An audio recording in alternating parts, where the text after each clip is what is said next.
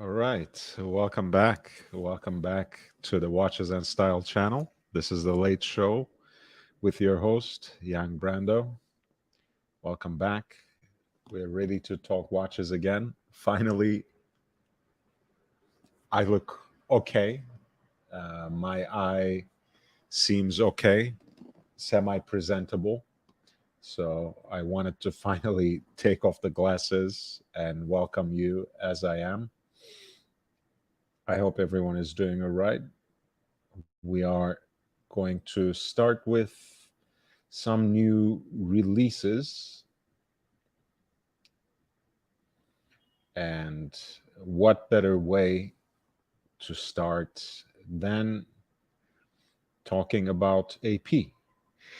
AP, as you guys know, was not part of Geneva Watch Days, obviously. Um, a lot of the big guys weren't. A lot of the big brands were not part of it. However, they are on this kind of revolving schedule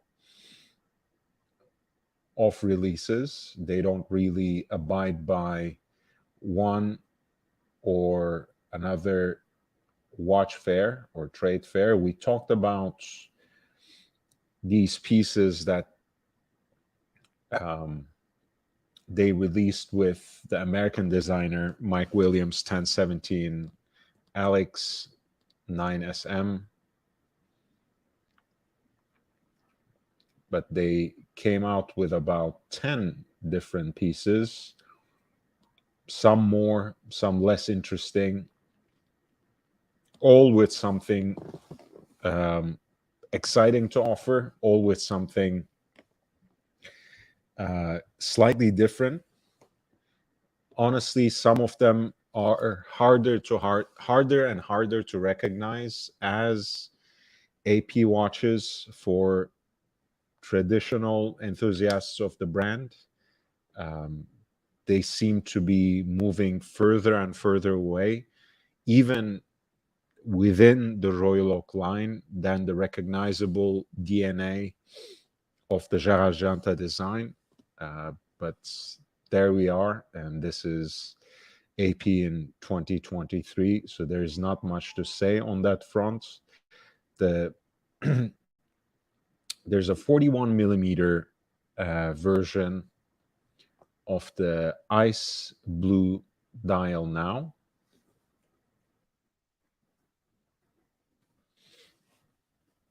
It is actually 15510 BC, which is to say that this is a piece in white gold, case and bracelet, 41 millimeters of diameter, introducing the ice blue dial color into the 41 millimeter case. The new ice blue version of the tapisserie dial, Grand tapisserie dial, was of course introduced into the lineup with the 37 millimeter case size. That the reference that I like calling 555 and it's been immensely popular, perhaps more popular or simply just as popular as the traditional dial. Ciao. Hey, man. Back to the normal.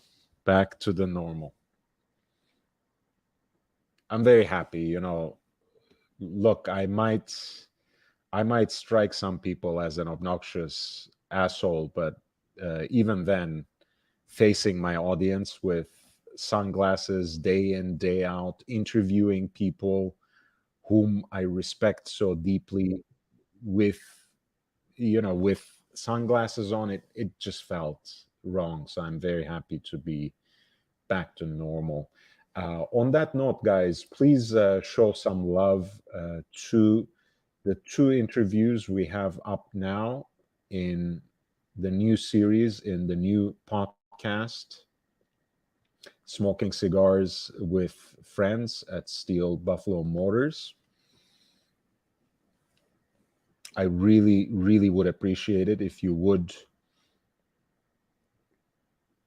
check out those videos, give it a like, leave a comment, and even share, because these are two very heart to heart, intimate conversations with two of my friends here in Los Angeles. Two great people, great men whom I admire, uh, great men who have a lot of wisdom to share.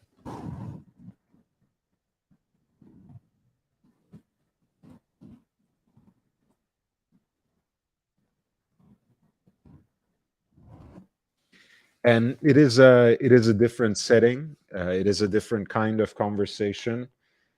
We still end up to a certain extent talking about watches and man style as it comes up, but the main focus is, of course, about learning from the life of these exceptional people and how that life shaped them to become the man they are. And of course, all the while, we are having a lot of fun, smoking cigars, cracking jokes. As you can see, this was the first episode with Ben Maccabee, who is, of course, the founder and owner of Steel Buffalo Motors, uh, an all around cool atmosphere, but most importantly, a bike shop, of course, that focuses on servicing anything and everything between e-bikes to Vespas to Triumph to Harley Davidson to Indian motorcycles, which of course they specialize in, to the extent that they build and continue to build their own custom versions, kind of like AMG does to Mercedes, right? Steel Buffalo Motors Indian bikes SBM. That's the recipe now. So I'm really grateful to them opening their home to me once a week for about 2 hours,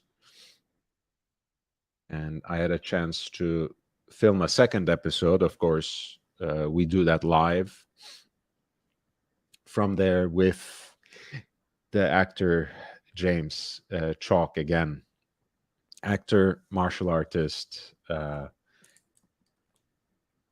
great man, just a cool guy all around. Um, and none of this is scripted, right? Of course, as always, I prepare extensively.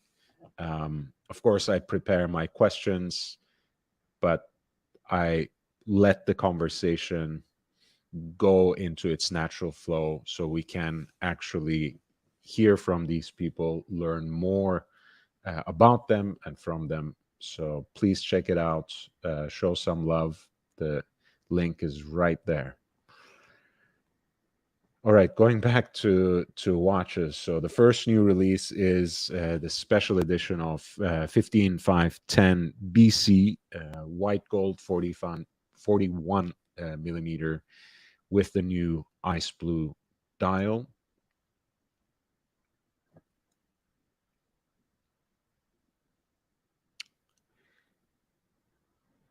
They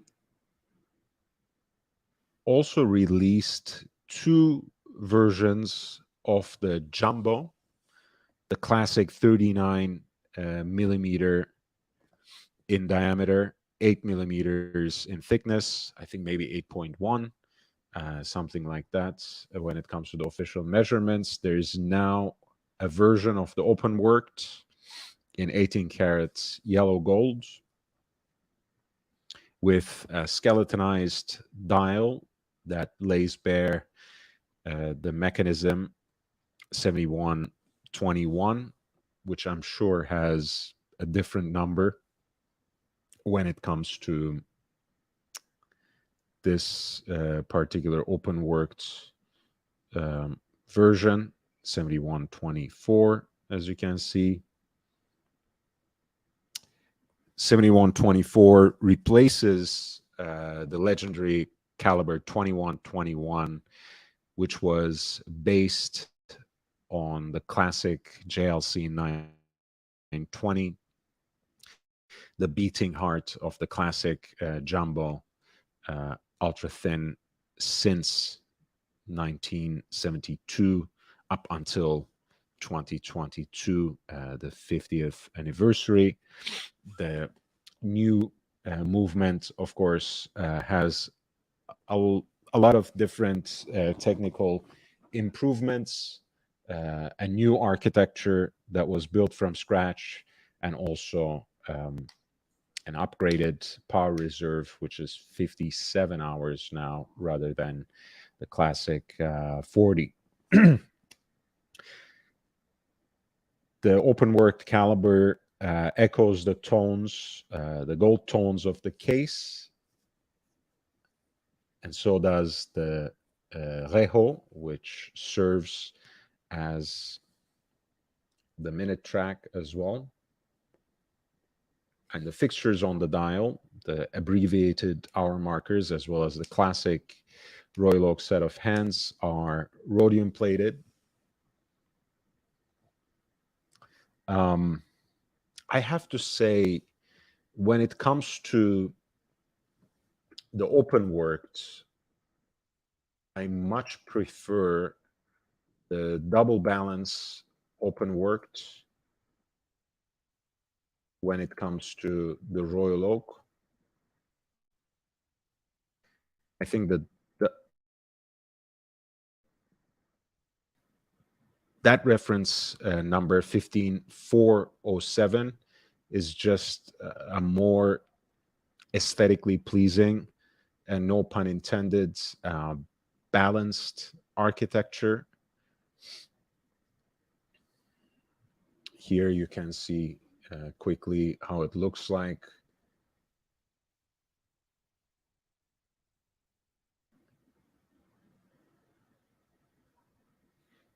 In stainless steel.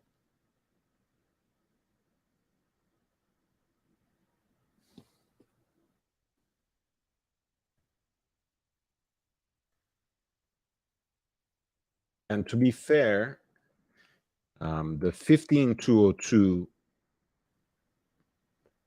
the previous generation, had its open worked rendition, so to speak.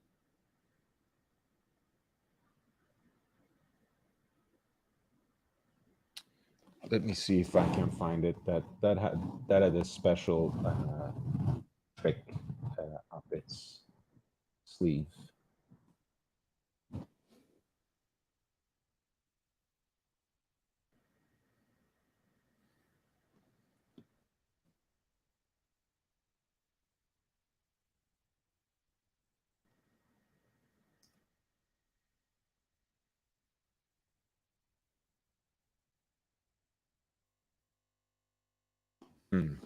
One second.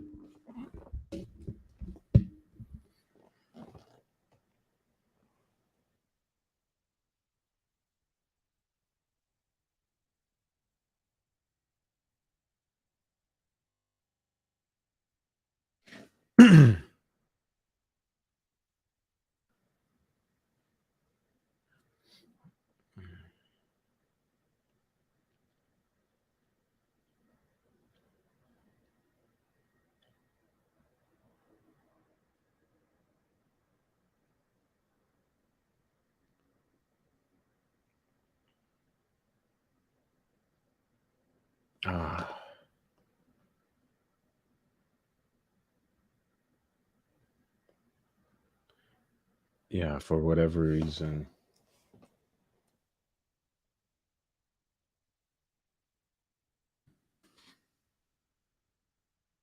seem to have lost it because I can't remember the reference number, so I'm not going to bother you much, but I was thinking of the previous version of the OpenWorks that has an exposed date wheel, which of course is eliminated here. That was an interesting version of the OpenWorks in the jumbo sizing that existed maybe once upon a time, maybe already too long ago. So I might be, yes, frank and honest. Thank you so much.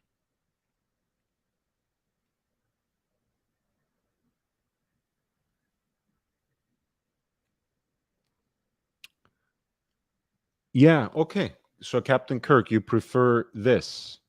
Um, yeah, I mean, I understand. I understand. I kind of like seeing the um, double balance wheel version in this open worked rendition. But hey, this wouldn't be too bad as a watch either. 16204 BA is the beginning of the extended reference number. This is the new Royal Oak Jumbo, extra thin, open worked in 18 karat yellow gold.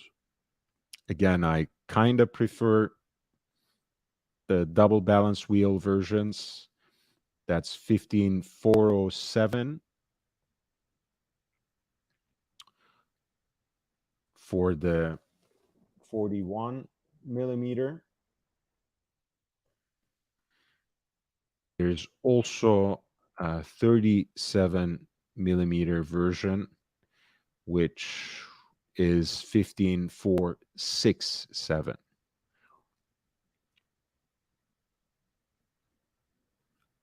But this is the new watch that was just released a couple of days ago. Another new jumbo is basically a piece that takes titanium as its primary material.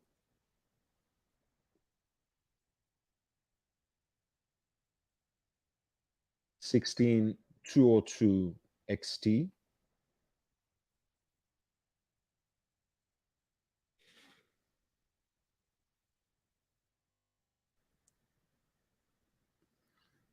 I'm trying to see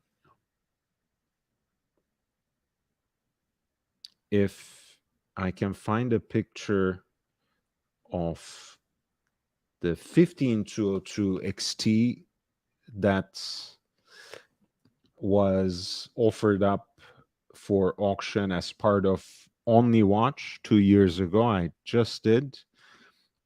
That was a jumbo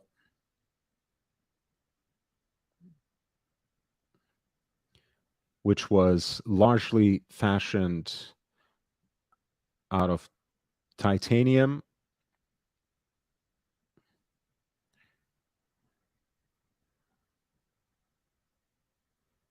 with accents in this bulk metallic glass / palladium alloy that was chosen in a way to replace platinum, you might say, because previously that was the metal they used to accent the Royal Oak Jumbo limited edition that they had fashioned largely out of titanium, which had a killer dial as well. It was just an incredible watch. The only watch that sold in 2021, in the 2021 version of the auction, had a gray tapisserie dial, petit tapisserie, sandblasted titanium case and bracelets, and BMG black metallic glass palladium alloy that form the octagonal bezel, as well as the tapering interlinks of the bracelets in mirror polished detail. In this new production version that is just released, you have actually a grain brushed titanium case and bracelets, which has mirror polished details as beveling, as well as mirror polished octagonal bezel and tapering center links, a burgundy dial, which is given fumé or smoked finish on the periphery. Pardon me. A very beautiful sunburst effect. Some might agree with me. I always prefer the petite tapisserie or even any version of the tapisserie on the dial of a royal oak. But this is a stunning color, and it's one that's not universally well executed. It looks great here, and I love the fact that they matched the background of the date wheel as well, which gives it a very discreet look. However, unlike their usual way of matching the fixtures of the dial to the case material, this time they have given it gilt accents on the hands, on the applied indices, as well as the applied initial logo at 6 o'clock,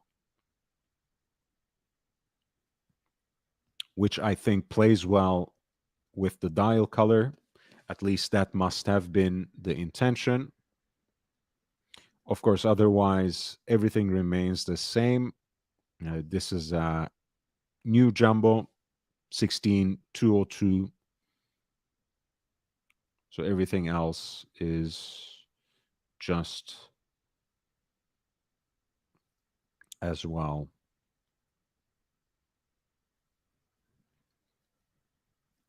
Just as like any other jumbo. I do not know the price on this one,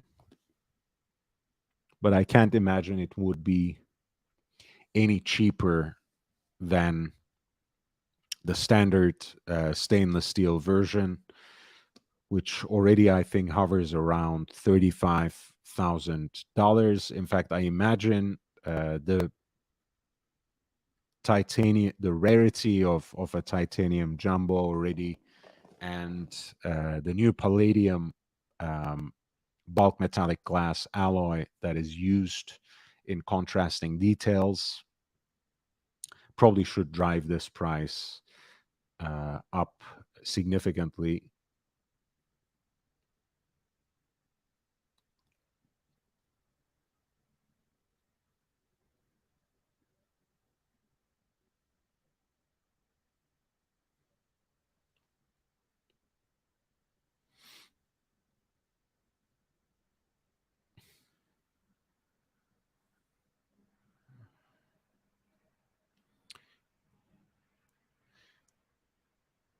There's a white gold special edition jumbo that is fully set in diamonds, fully iced out, fully blinged out, whatever you want to call it.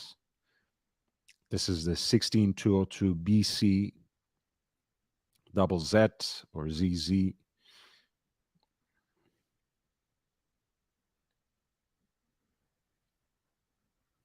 $18-karat white gold case, set with brilliant cut diamonds, case and bracelet. In fact, a total of 11 06 1106 brilliant cut diamonds, 6.662 on the entire watch.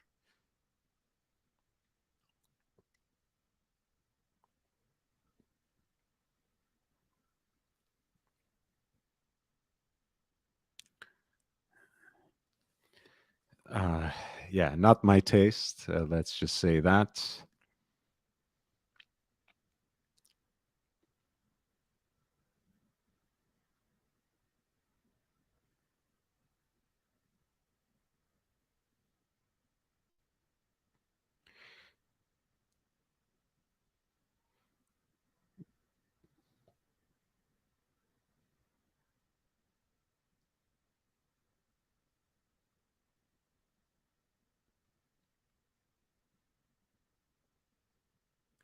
There are two new Supersonnerie pieces, two new chiming watches, minute repeaters in black ceramic, one of which is distinguished by its baguette cut diamond indices. This is a watch that really brings out the most, I don't know, bipolar side of me out of the bag. Because on the one hand, I find it unrecognizable as both a royal oak and a chiming watch. On the other hand, perhaps therein lies its charm, right? A black ceramic case, rubber band,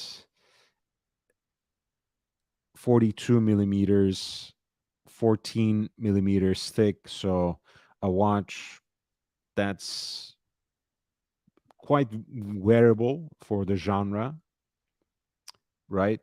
Um,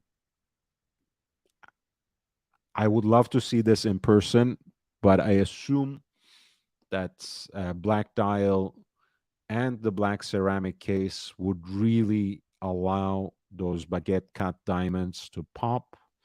Um, must be an amazing look. AP chiming watches almost always sound fantastic, though I have never listened to a ceramic one. So that must be a different timber.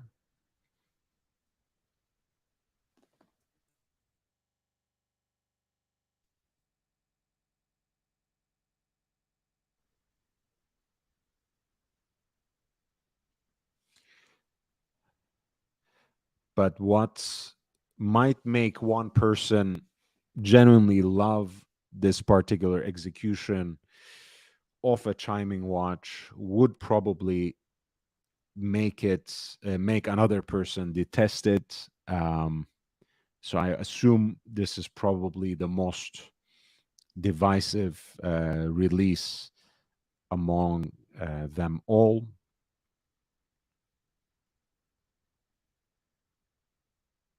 And of course, the slider and the minute repeater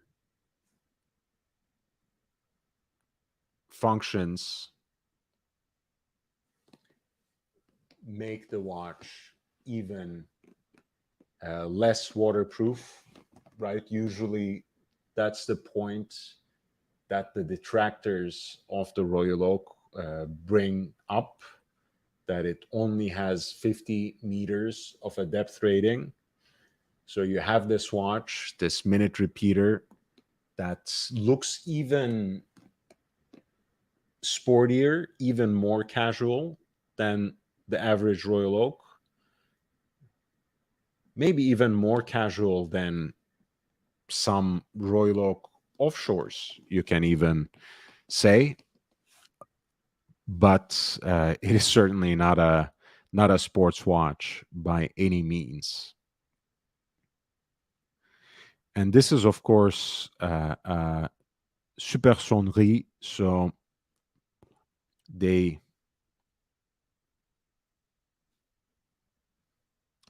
certainly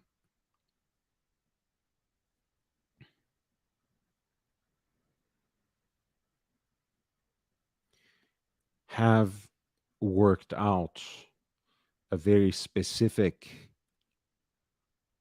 way of making this watch resonate as properly as it should. Again, even though I've never listened to a ceramic chiming watch from AP, and I do expect it to be a little different in its timbre than anything that they have so far done in pink gold, in titanium, in white gold, etc.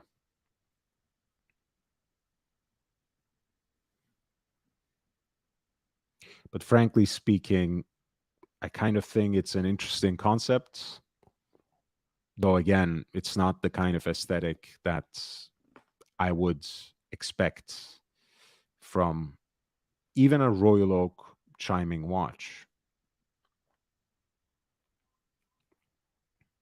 This is the 26591 CE. And again, the two special editions either have the regular dial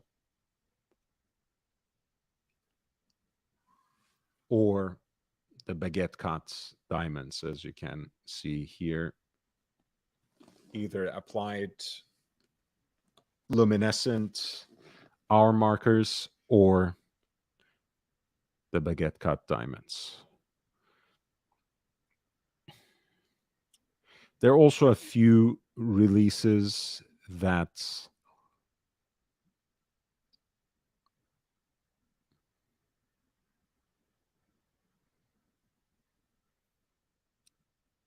are Royal Oak offshore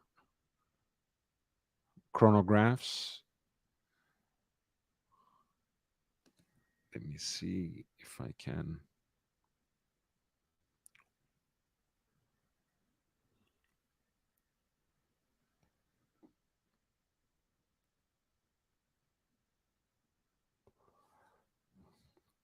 Wait, I think before we get to that, I want to take a look.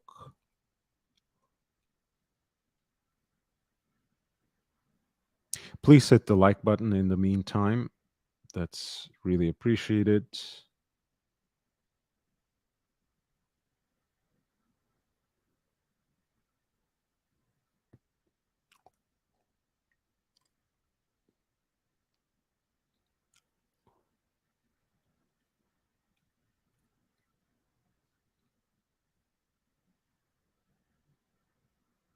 I think these two perpetual calendars are new as well. The 26625 BC. This is the iced out version of the Royal Oak perpetual calendar with an open work dial, 41 millimeters in diameter and less than 10 millimeters in thickness.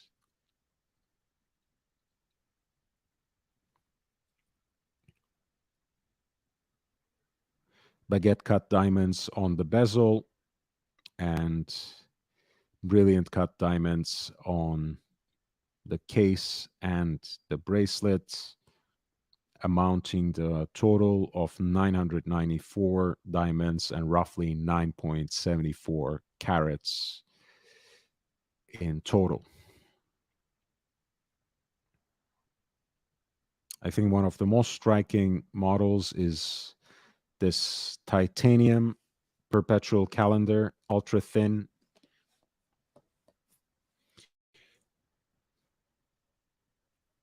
'26 586 Ti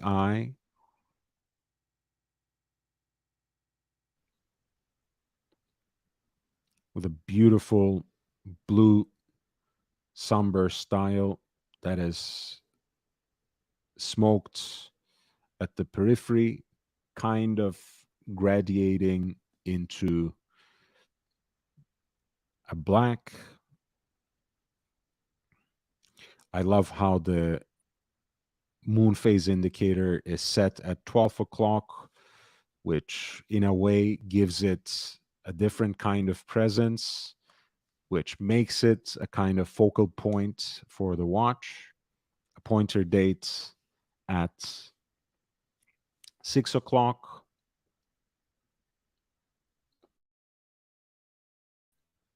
Months at 3, day of the week at 9,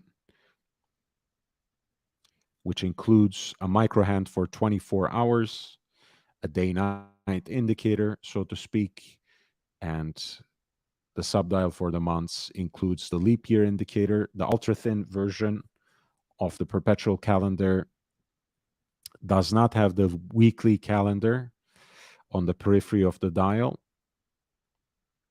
which I think is actually a good thing, because I feel with all these different indicators, the dial gets a little crowded. Um, to be frank, I understand that both the leap year and the day and night indicator are really there for the convenience of setting the watch. So they do actually have a lot of utility, but from an aesthetic standpoint, um, I long for the days that they were not even there, in a way. I like those earlier versions of AP perpetual calendars that didn't even have a leap year indicator. I just think the dial ends up being more balanced, more pure, but that's just my opinion. This, at any rate, is a limited edition, um, very limited in number, about 200 examples. Also, to pay attention to the moon phase indicator, the style that AP has taken is to use a slice of aventurine grounds of the night sky, so to speak.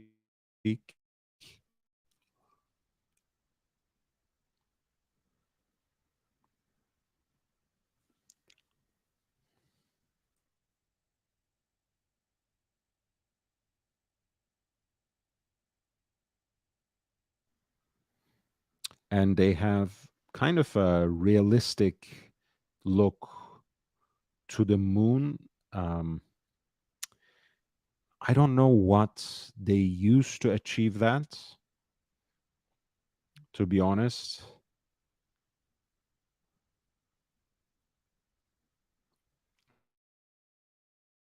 I want to say I want to say meteorite, but I'm not actually all that sure. Probably not, now that I'm seeing it in this picture. It doesn't look like meteorite, that slice of moon they have there, but the background is certainly an aventurine. And here's the ultra thin movement. I might have gotten myself confused. I feel like this piece actually came out earlier, and maybe not, it wasn't part of this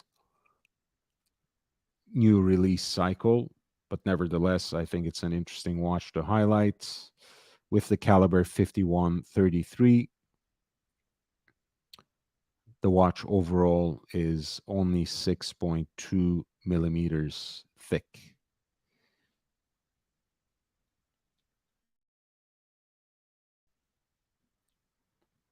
Hey, Whiskey, how are you doing, man?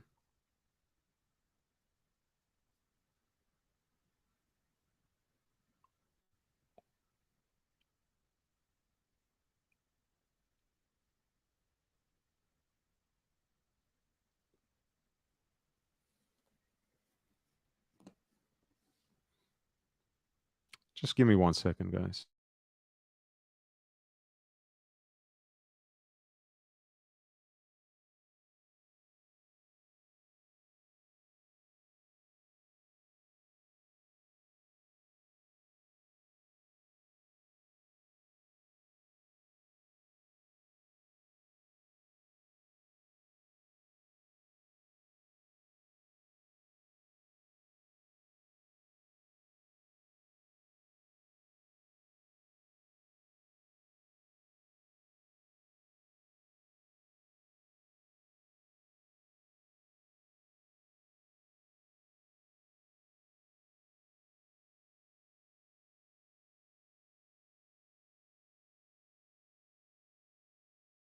Okay, I'm back. Right here. This was the ultra thin perpetual calendar that basically follows along the lines of the RD number 2,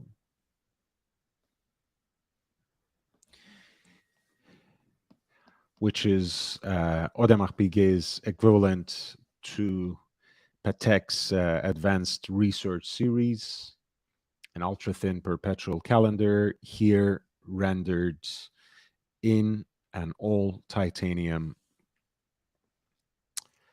royal oak.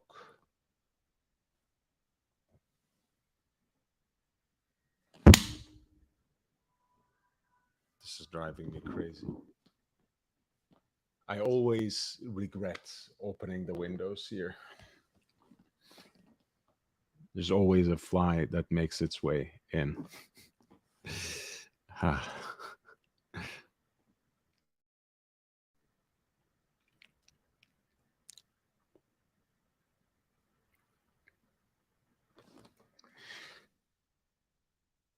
So the second news for the release is something that is actually coming up for this Friday.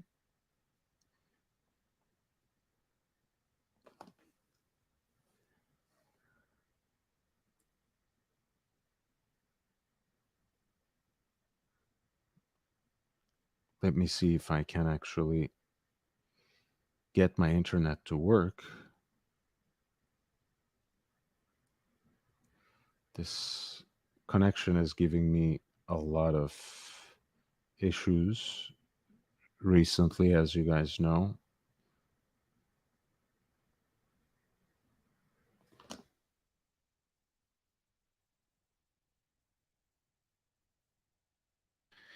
Okay, I think I will have to actually restart.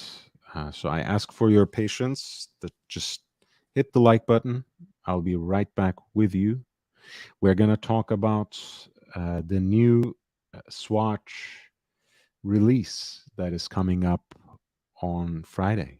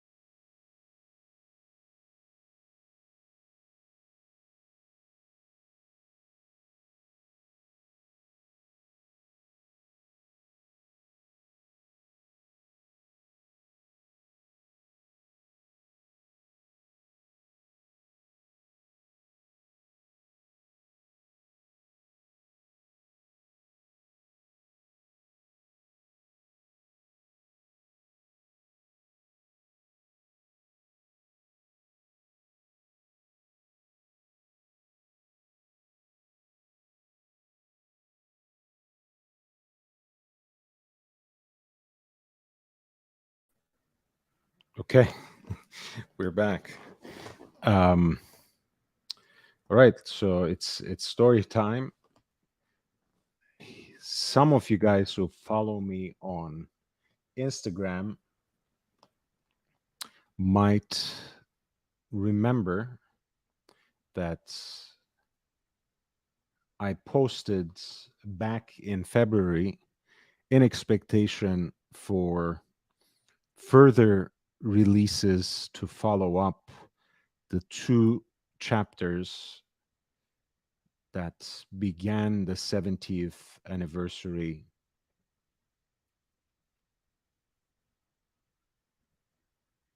of the Blancpain 50 Fathoms.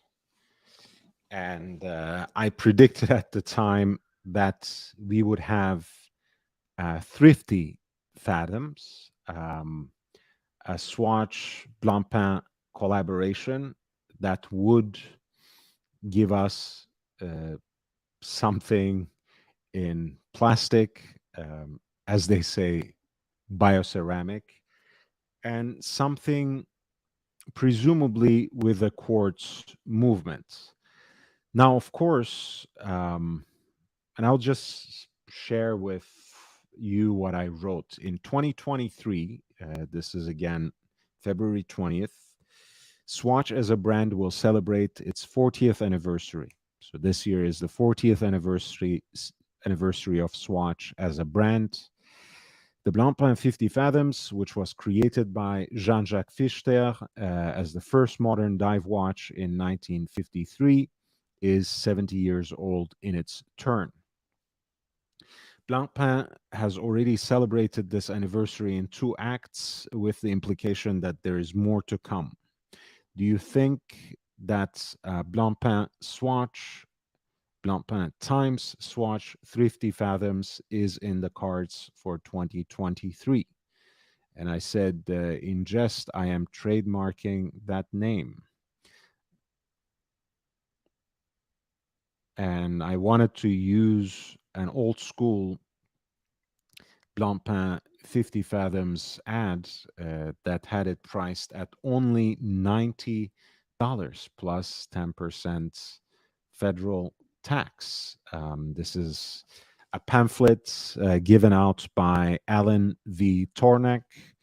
Of course, Tornek was the US based distributor of Blancpain at the time. When you hence you have these Tornek Rayville US marked versions of this iconic diver. And again, at the time, I assumed that this would be a quartz piece, and I'm still very proud of the Thrifty Fathoms nickname that I came up with. But since then, some information surfaced from people who probably have direct access to insiders from Swatch Group, which I really don't have. And their expectation is that this will be powered, this collaboration between Blancpain and Swatch will be powered by a System 51. Now, I have one of those watches. I don't even know where it is, but it is basically an all plastic Swatch with a self-winding movement that is itself mostly made of plastic components, and is actually assembled without the touch of the human hand. I think in and of itself, it's an interesting technology.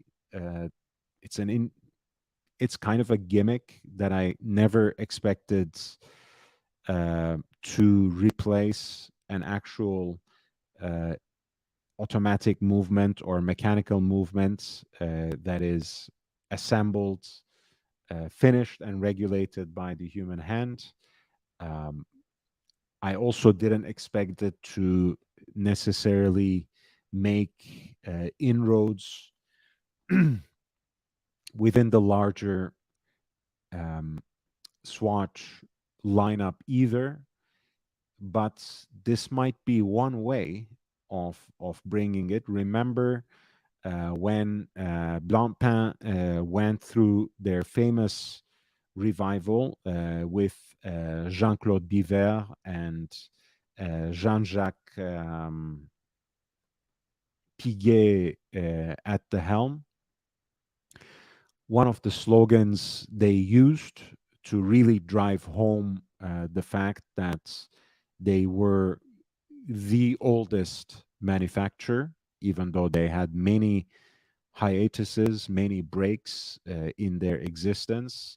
That's basically passed the baton to Vacheron Constantin, with them now taking pride in being the longest continuously operating watch manufacturer. Blancpain's slogan at the time that was emphasizing that got the sucker. All right. Now I promise this will be a better show. Blancpain's pride at the time was that they never made a quartz watch, and they never will.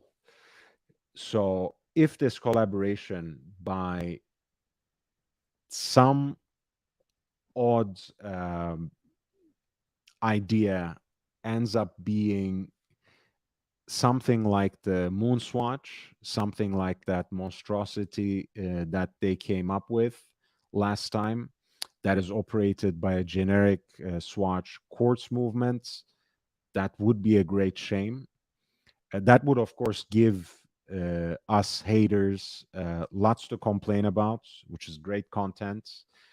We can talk about yet another brand that is ruined by the Swatch Group, because I'm sticking to my guns, right? I don't care about the Moon Swatch sales numbers globally. At the end of the day, it is the kind of watch that is a fad. It is the kind of piece that will rot for the next few decades in someone's drawer, and no one will care about it down the road. It will probably face the same fate that the Tag Heuer Formula One pieces have. Does anyone remember those? What kind of wonders did those plastic watches do for the Tag Heuer brand? Someone should write an article on that at some point in time. But yes, so the idea is that the Blancpain Swatch collaboration will be the 51 fathoms. Hey, Neo, how are you doing?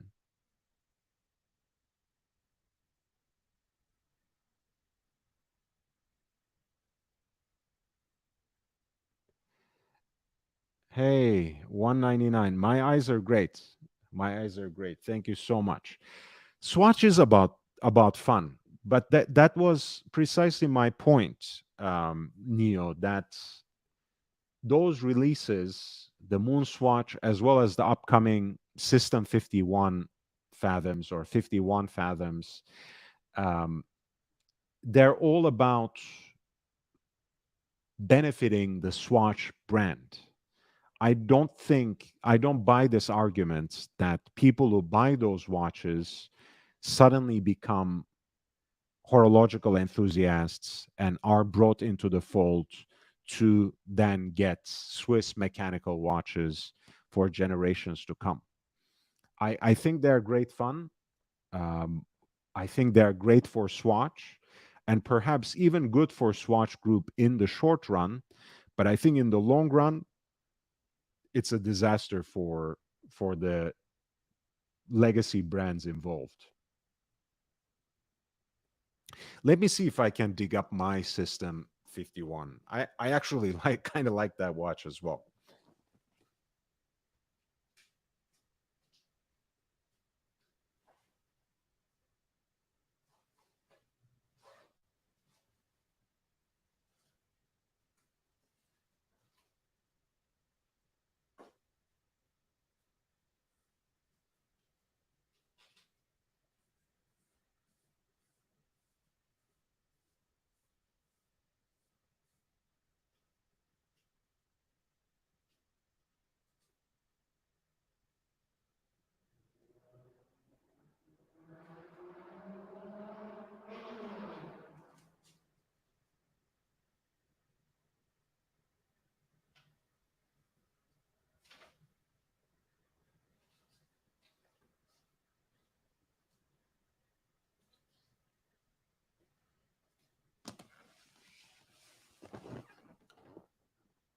I found it.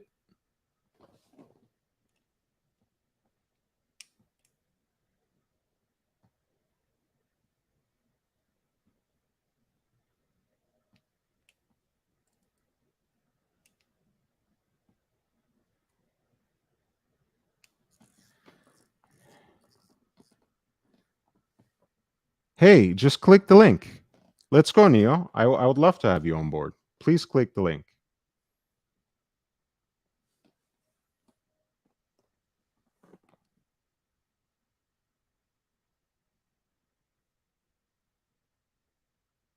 Jump on. I would love to talk to you. I think it's pinned there, no? Is it not? Yeah, the link is pinned, but here it is. Okay. Hi, Neo. Hi, Lord. How's it going? Good, man. How are you doing? Good. I don't think I've ever actually spoken with you voice to voice. I don't think so either. Well, welcome. It's an Yeah. honor. How you I've been? really been enjoying.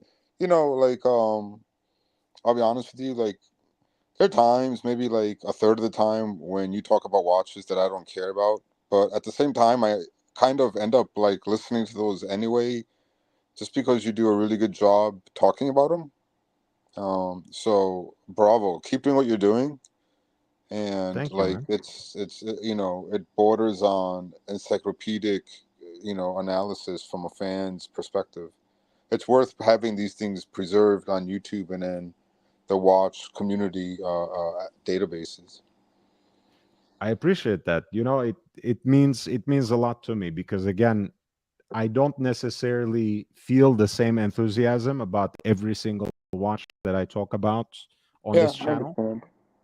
Yeah, yeah, but I try to pay them the same attention. I still try to convey it with the same excitement from that nerdy perspective, for sure. yeah, yeah, totally.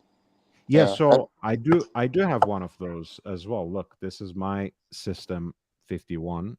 see, yours is cooler than mine. I bought a Hodinky one. I used to flip the Hodinky ones because I made really good 3 4X on every one, and I got stuck with one, and I Okay. just don't like the color scheme at all, and I want to upgrade. And there was these really cool metal ones about a year or two ago. I don't know if Right. those are still out there. Those were really nice, actually. There And I must be. didn't get one. I didn't dip into those, but I thought that was of course better because the plastic ones, as you know, are the definition of of a throwaway watch because they're Yeah, totally. unserviceable. They can't be opened and tinkered with or regulated in any way. But mine still works. It's almost a decade old now, so it can't be that bad. Oh no, yeah, yeah. I mean, it's kind of amazing, from a nerdy uh, perspective. The System 51 is really freaking incredible. Like a robot could build this thing. It only has 51 parts. Like my first question to Yep. myself is, why do other watches have more than 51 parts? You know what I mean? Like when you kind of think about it, can't we have some, maybe better made movements that are ridiculously this, easy to produce and just drive some cost down But tremendously? Or I don't know.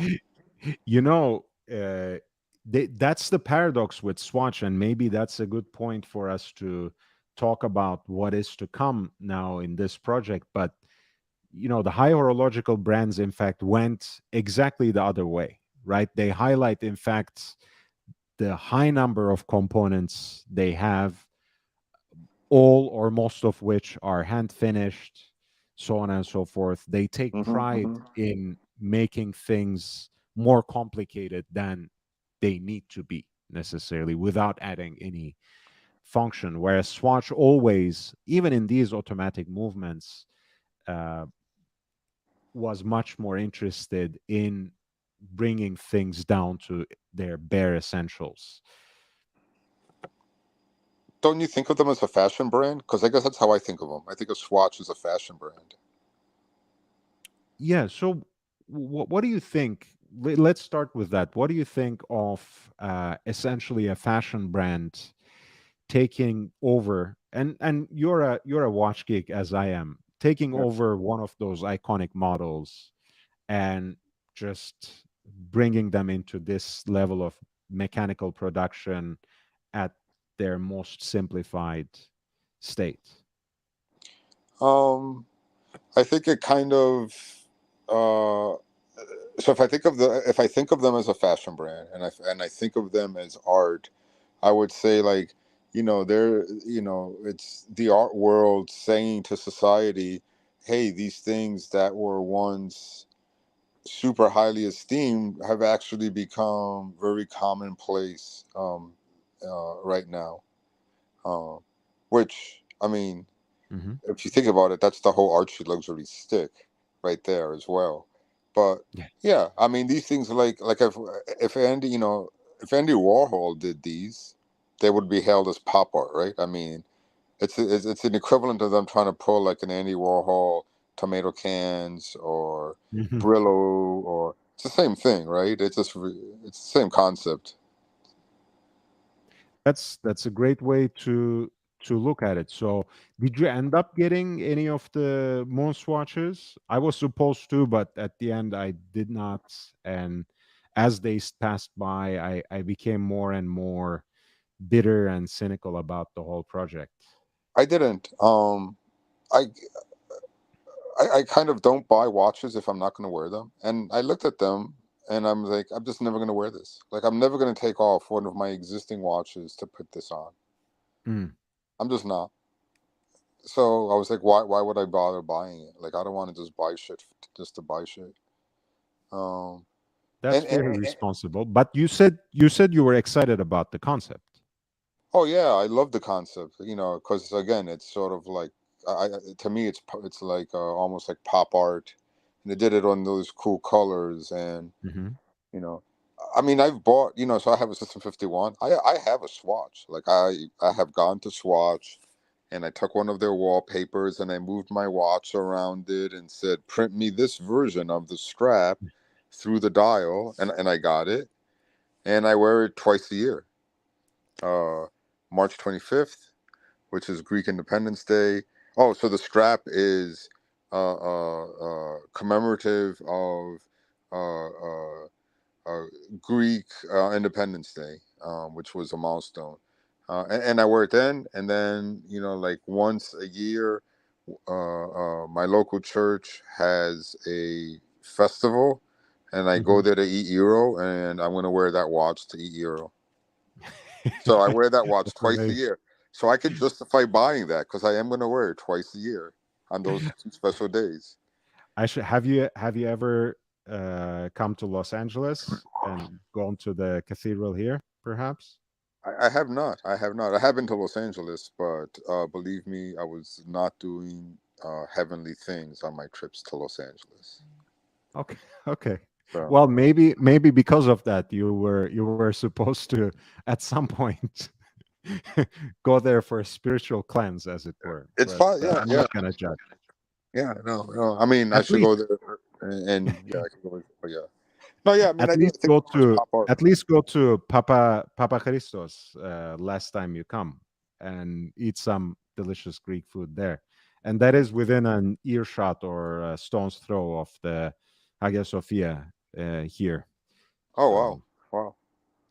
Yeah, I should. yeah, Now I'm just gonna look it up on the internet just to see what it looks like. please, please. They have Papa Christo is still alive. Thankfully, he's this very avuncular, likable Greek man. Mm-hmm. Has this mannerisms that have become meme like before the word even existed. It's a great place and they have good food. Not I can't eat much of it, being vegan, but it's still a great atmosphere to be in. Um, Well, here's a trick that I would say is if Papa Christos eats at his own restaurant, maybe around Greek Orthodox Lent, you can go there and ask him if he has any vegan food that the family was going to eat, and maybe he'd offer that up. Um, So uh, this is Papa Christos. oh yeah, yeah. He's definitely a meat eater, man. He's definitely a meat eater. Yeah, you see, National Gyro Day, like Yeah, yeah, all the important days are, of course, Hero. I should have said. yeah. Apologies. Um, You all know, right, I go vegan at least 50 days a year, and that's good. and I and I know how to cook. Like I'm a really good cook, and I would say, like, to all my vegan friends, a little butter and a little cheese would make a world of difference. I mean, just a little tab of butter and a little bit of cheese. You have no idea like how much better your life could be when you eat. Just Maybe, letting you know. Just letting you know. maybe. I'll give it some thought. You know, I'm open minded. So, um, all of that being said, we were talking about how you see these uh, swatch pieces as fashion articles, as almost works of wearable pop art. And you said you liked this moon swatch as a concept, but you didn't end up getting one. What do you think about this upcoming project? Are you a fan of the 50 Fathoms to begin with? Do you like Blancpain? I do, and I do like the 50 fathoms. Um, I don't think this watch looks enough like a 50 fathoms. Like like I would have thought they would have made it to be an exact replica. To me, it doesn't look to be an exact replica. Um, Hmm. but oh yeah, I would definitely sell my Hodinky System 51 for this System 51, but I'm not gonna pay more than retail for it. You know, So if like you can get it at retail, there's a chance that you might. yeah, I'll pick it up and replace my System 51 because I want a System 51 around, not because I'm never going to wear it, but it's such, like, I think it's a really unique thing. Like, they could actually do this thing all in machines.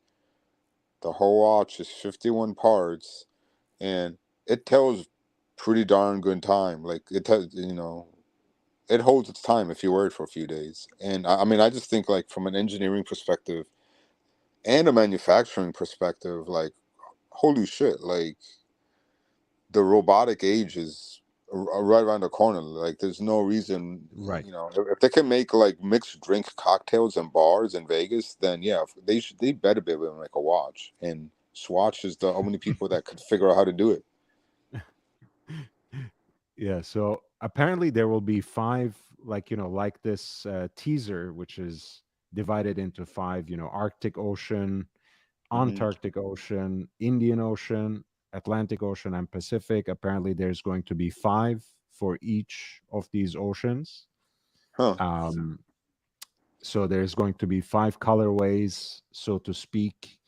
Um, I I think it's going to be like a hybrid between 50 Fathoms and Bathyscaphe, really, rather than being, like you said, an exact copy of 50 Fathoms, which, by the way, they played around with it. It's not like the Royal Oak Jumbo, right? The Yeah. 45 millimeter is not the original size, for example, right? The sapphire bezel, as cool as it looks, that's not how it originally was. This is actually very much as we have the 50 Fathoms right now in the catalog. That's a Hayek creation. Mhm. It's not really a throwback to the original 50 Fathoms, which was probably you know more like a 41 and change in diameter, and certainly didn't have a sapphire bezel. Yeah. I mean, the current one has fashion elements to it, right? I mean, it looks freaking cool and sexy. That's what it's meant to be. Like, you're the I do love diver it. that looks I freaking I, cool and sexy. I do love it. It's just, to me it's too big at Me 45, too. but I Yeah. like the design. I have to admit. Yeah, same here. Like, I've tried them on. It's too big, and I have like the Pelagos LHD is one of my favorite watches. I mean, that's a fairly big watch. Yep. 50 fathoms is like gigantic. Yeah, Yeah, I love it. because I love it. And 42 to 45, right? So yeah, that's the difference there. yeah. No, I mean, if this thing looks better than my Hodinky one, which I'm sure it will. I mean, yeah, that looks way better than what I have now. I'll swap it out, but I'm not gonna pay over retail, and I'm not gonna rush to go get it. And and if I don't get one, I guess I didn't get one. But um, yeah, I guess the thing I don't like about this is it looks too much like a watch. Like the moon swatches sort of looked cartoony, and I kind of like that about them. Is that it was an obvious like joke in a lot of ways. Well, let's wait and see because I feel like a lot of a lot of what we have seen around now are renders and similar things. Did you see an actual leak photo?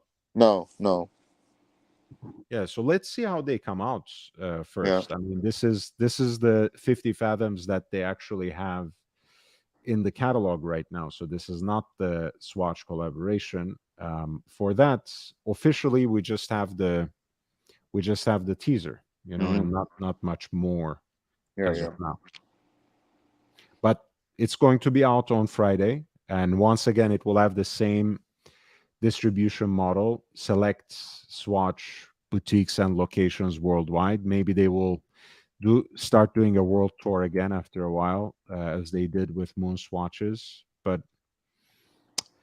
yeah, look, for me, I mean, again, I think there's a lot of positive things that can come out of such a move, but I think it's mostly benefiting Swatch. I don't really buy into the argument that these watches, cartoonish as they are, as you put it, Neo, I don't think they really bring people into the fold to buy real Swiss mechanical watches. I know there are a few stories here and there. "Oh, I bought this and I really wanted the real one," which sounds cool. Cool story, bro, as they say. Yeah, the young people. I don't think that's really a trend when it comes down to it. Do you really think that these moves benefit brands like Omega or Blancpain? Um, I'll say this. The person who's gonna, let's say, be like in their late 20s and has money to spend on a luxury watch is gonna be somebody who today is probably like 16, 17, and all they could get is that moon swatch, and they got two. They freaking love it. Um, So like the person who's gonna buy a watch in like 10 years is the person who has that watch today. So like I don't think we can ever draw correlations and say that. Now, in 10 years, may they be like, oh yeah, I remember I had that moon swatch. I should get that. Or are they still gonna say I want a Rolex Submariner and buy that? Well, it's probably the same distribution as it is now, right? Maybe it'll tip it just a little bit forward, but like the difference between like them wanting a Rolex Submariner or a Moonwatch as their first luxury watch is, that's a steep hill to climb. Like you're not going to make a dent into that delta. Yeah. So no, I don't think so. I don't think it's really going to benefit the brands in the future at all. Um, but the people who are going to buy a watch, they probably own it now as teenagers. That's what I would say. Yeah, because I mean, how shall I put this? There is I don't want to discount it altogether. I think it sounds nice as a hypothetical, and without even making fun of it, I think it's a good story, right? That this kind of purchase down the road, if not immediately, would inspire people to go into mechanical watches at a certain point. And ideally, two mechanical watches that are built by the brands that take part in these collaborations, be it Blancpain, be it Omega. On the other hand, you actually put it beautifully, when you said Swatch is a fashion brand. It is about having a little bit of fun and then throwing it away. Um, it's like pop art, Do whereas you a know? lot of Do you know what the S in Swatch stands for? secondary, no? Or second. Second, second, Yeah. yeah, because they want you to buy two. Right. No, really, Well, I that's mean, weird. at That's what the name is, and that's the reason why that's the name. Because they're like, yeah, we want you to go buy two of these watches, get them in different colors. right. So I want to say, at after the quartz crisis, I feel the Swiss horological industry moved exactly in the opposite direction of everything that we say positively about Swatch is basically antithetical to what Swiss brands are doing, including parts of Swatch Group, right? You have to. We were talking about how System 51 is wondrous because it just produces, without the intervention of human hand, from 51 components, a rather functional and not long lasting perhaps, but at least not an entirely disposable movement, Yeah, which is you've had great. yours for 10 years, right? Yeah, but that is the opposite of what brands like Blancpain have been trying to do, Oh for yeah, quite yeah, some yeah. time.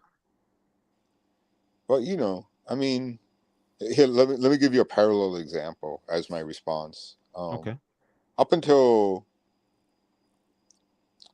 I don't know, maybe like in the last 10 years, up until the last 10 years, the largest driver of technology has been the porn industry. Like the most base of industries, to a lot of people, is actually the one that has propelled and enabled more technology because they had to pay for it, like video, like streaming, like mass pictures on the internet led to uh, video on the internet, and 3D and 4K video streaming, and like that. Like the porn industry is the first implementers of it. So, like, am I surprised that we live in a society where, seemingly base things are more prosperous than luxury things? No, I'm not. But I'm glad Hayek is, and his family have, bought those companies up. Otherwise, we would have lost them, right? I mean, Swatch saved them. Yep. Because Swatch continues to save them. Let's be honest. Swatch continues to save Black Pond, Breguet. Like, where the hell would they be without Swatch? I don't know. I'm not so sure they'd be around. I think that's a very strong argument, and I do agree with that. I do remind the audience of that. I don't know if you ever, usually I try to preface any criticism of Swatch by saying, hey, they actually saved the industry at a point in time. Right.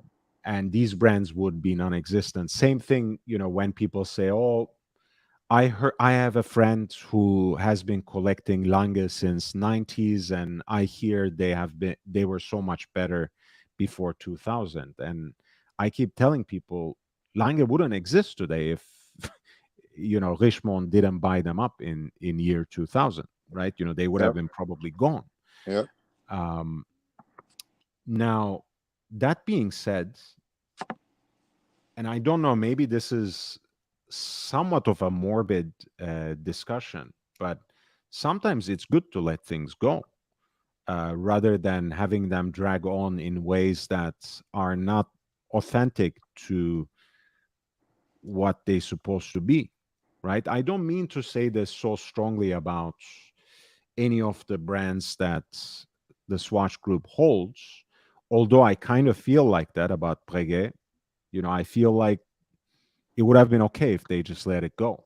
And if it crashes and if it doesn't exist anymore, if no one wants to buy Breguet and have it live up to its name, that's okay. It can disappear because Breguet's legacy is certainly going to outlast any modern incarnation of the brand. So while I agree with you, I don't necessarily think it's in and of itself a good thing for all these brands to continue to exist. I don't think Omega should go down. Don't take me wrong. I'm not saying Blancpain should fold. Um, but of the 17 brands that Swatch owns, they could surely let some of them go at this point in time. And I'm sure if they are going to fold, they will fold. If not, I'm sure someone else would be happy to um, take them up and operate them in a different way. Don't you think? Yeah, I don't really know, to be honest, like all of the economics, but I would imagine that's the number one consideration is, hey, are we making money? I mean, think about forget about those things. Like, look at all these micro brands, and they're not even like, I mean, they're not even micro brands. They're just like watches assembled at factories and just stamped slightly different. I mean, there's so many of them now. It's an unbelievable number. It's like, why do they do it? They must be making money. That's my only explanation. Is like there must be Yeah. enough people buying this shit that they're making money. And all right, that's capitalism. I get it. So I mean, yeah, why do we have Mito? I don't know, because in some market they're fucking popular and they make money. It may not be in America, but they don't care. But they've got some pockets, some markets where they make money. Yeah. Um, and so they must be making money. And then here's another thing: like there may also be sort of like existential reasons to why some of these are being kept around. Not like necessarily. So let's say Breguet is losing money, and let's say Blancpain is losing money. Like they're hemorrhaging money. They should be shut down. Um, I don't think you can shut down Blancpain while Biver is still alive. That would be a massive insult. And like I don't know. I don't know if I want to be the CEO that dissolved Breguet. like like Right. just from a horological perspective, like I may just have to like suck it up and keep these things running. You know. Well, I mean, in the same way, I think since Senior has passed away, Breguet was probably the company that Nick Hayek Sr. was most passionate about of all the brands they held within Swatch Group. So Yeah. that probably would be a major insult to the father's legacy as well. So you're right. Maybe some of the brands they're just keeping around and keeping as part of the group for sentimental reasons, basically, because they can afford it. Yeah. Yeah. It's very possible. Yeah. I mean, I love the idea of Breguet, but I can't think about how in the world I would fit one into my daily life. I'm not even sure. Like, yeah, like I just would have no idea how I would fit it into my life in any way. Like, do you have a reggae? Yeah, I have a Type 20, but I want to get a 3130 or 3137 actually. When would Um, you wear it? Well, actually, though, you go out a lot. You go to like a lot of like you could just wear it to your watch boutiques. You go to so many watch boutiques and events. Like you would have a place to actually wear a reggae. yeah, well, I mean, I also in Los Angeles, it's becoming harder and harder because, especially at this time of the year, we are really sweating. But I like dressing up. Um, I wear shirts, button-up shirts almost every day of the week, including the weekends. Yeah, yeah, I wear, sports jackets usually on top of it. Um, if we are not cooking again. So Breguet actually fits me really well. Type 20 can go with just about anything, except it is a relatively thick watch. So it's not necessarily what you would want to wear. I think under the cuff of a dress shirt. Tim Masso might argue otherwise. Yeah, But yeah, that's yeah, beside the point. Um, but yeah, otherwise, I like dress watches. I think yeah, they fit me. They fit my kind of vibe, so to speak. But I think one dress watch, any watch nerd can find a place in their collection. Just like your hero watch. Maybe you will wear it just a handful times during the yeah, year, yeah. but it will give you pleasure. It will give you joy when you do. Yeah, there are a few occasions that have come up when I have thought to myself, I don't have a watch to actually, I don't have a watch that I consider to be appropriate enough to wear to this event, and I've had to settle. And it's been, I needed a dress watch, um, but it's been so few of times. I mean, I do sometimes look at dress watches, but yeah, um, but yeah, I mean, do you think the audience for Breguet has diminished because those same people have moved on to either uh, Nautiluses, Aquanauts, Longays, maybe some of them uh, uh, MBNF. I can't Hmm. imagine. I can't imagine AP has stolen Breguet customers. I mean, they're so different. I don't know where have they gone? Where have they gone? I would assume that at a certain point in time, um, even traditional Patek customers have kind of changed track. I knew a lot of Patek collectors about a decade ago who would not even go near a sports watch. Not a Nautilus, not an Aquanaut. They weren't collecting them. They would collect all kinds of complications. They would collect even Calatravas of kind of Archie sort. The Yeah, 39 yeah, 19s with the porcelain dial, hobnail bezel, minuscule size, um, but no Nautiluses, right? Nautilus was something that Italians collected, basically. yeah, yeah, Um,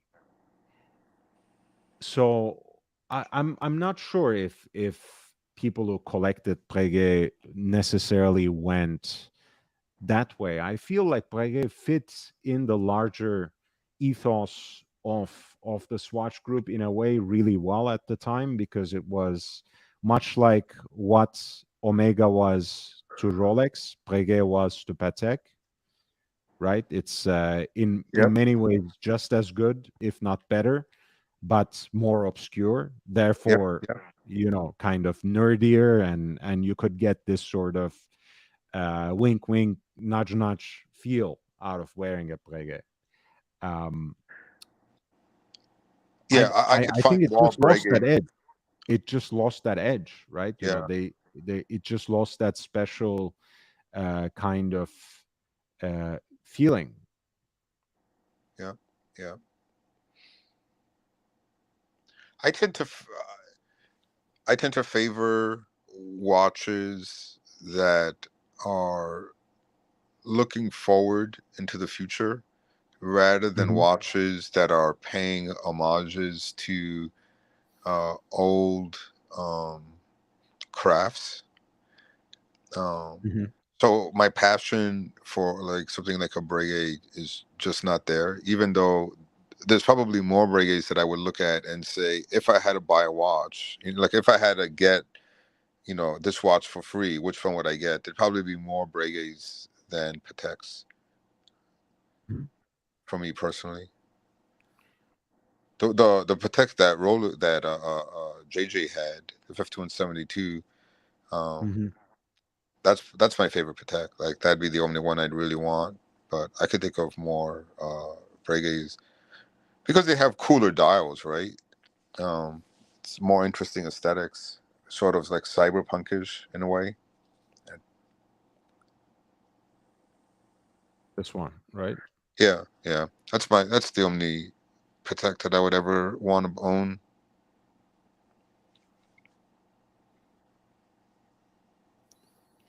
But you said you like the tradition line, tradition from Breguet, Yeah, the yeah, steampunk look. yeah.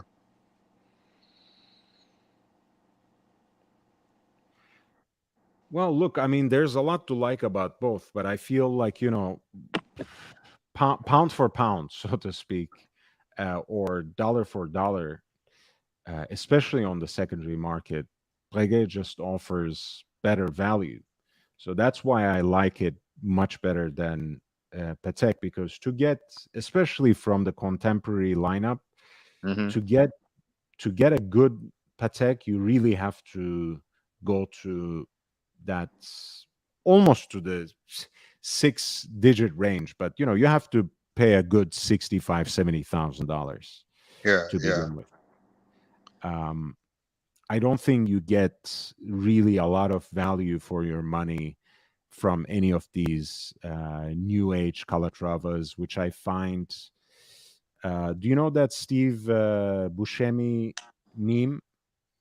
How are you doing, fellow kids? No, can you bring it up? Yeah.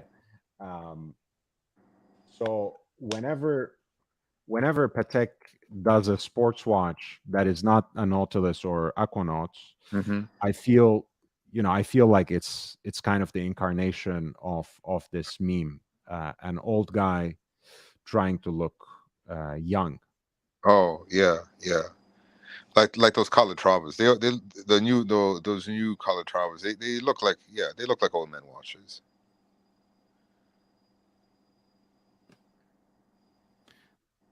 I actually, But the like ones a that lot of people are very attracted to them.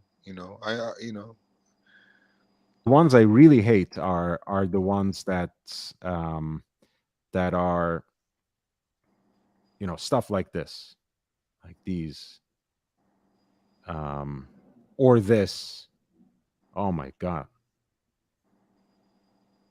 I mean, I find these like utterly repulsive for a Patek, especially. Don't you like Hamilton? Yeah, but how much is Hamilton? How much is this? I know. But yeah, to me it looks like a Hamilton field watch. Yeah, and that could be great for a Hamilton, but Yeah, yeah. uh, this is this I is know. not forty Yeah, thousand dollars at retail. Jesus. yeah. And also, Hamilton doesn't have hobnail pattern on caseband, which again, I don't get it. Like, how does this belong to a watch that looks like the asphalt on the face? Yeah. And Oh, don't I even hear you. get me started about the Patek System 51. Like, what? Again, this looks like a swatch to me, and that's also a $40,000 watch, basically. Yeah, I mean, it's a subjective aesthetic thing, right? Like, it doesn't connect with me either. Like, that's like I said, like there's only one Patek that I would actually want to own. Um, but like I could, picture, you know, I could definitely picture societies where this would, be of taste. I'm just not a member of that society. I like this anthropological relativism that you are taking. Well, I mean, yeah,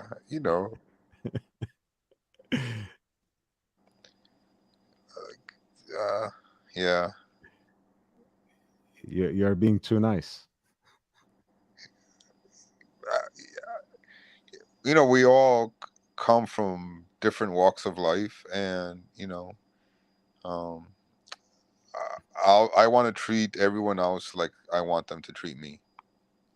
Like just because we're different doesn't mean uh, we shouldn't be nice to each other. Wow, I like that, but I don't know. I don't know if I agree with that.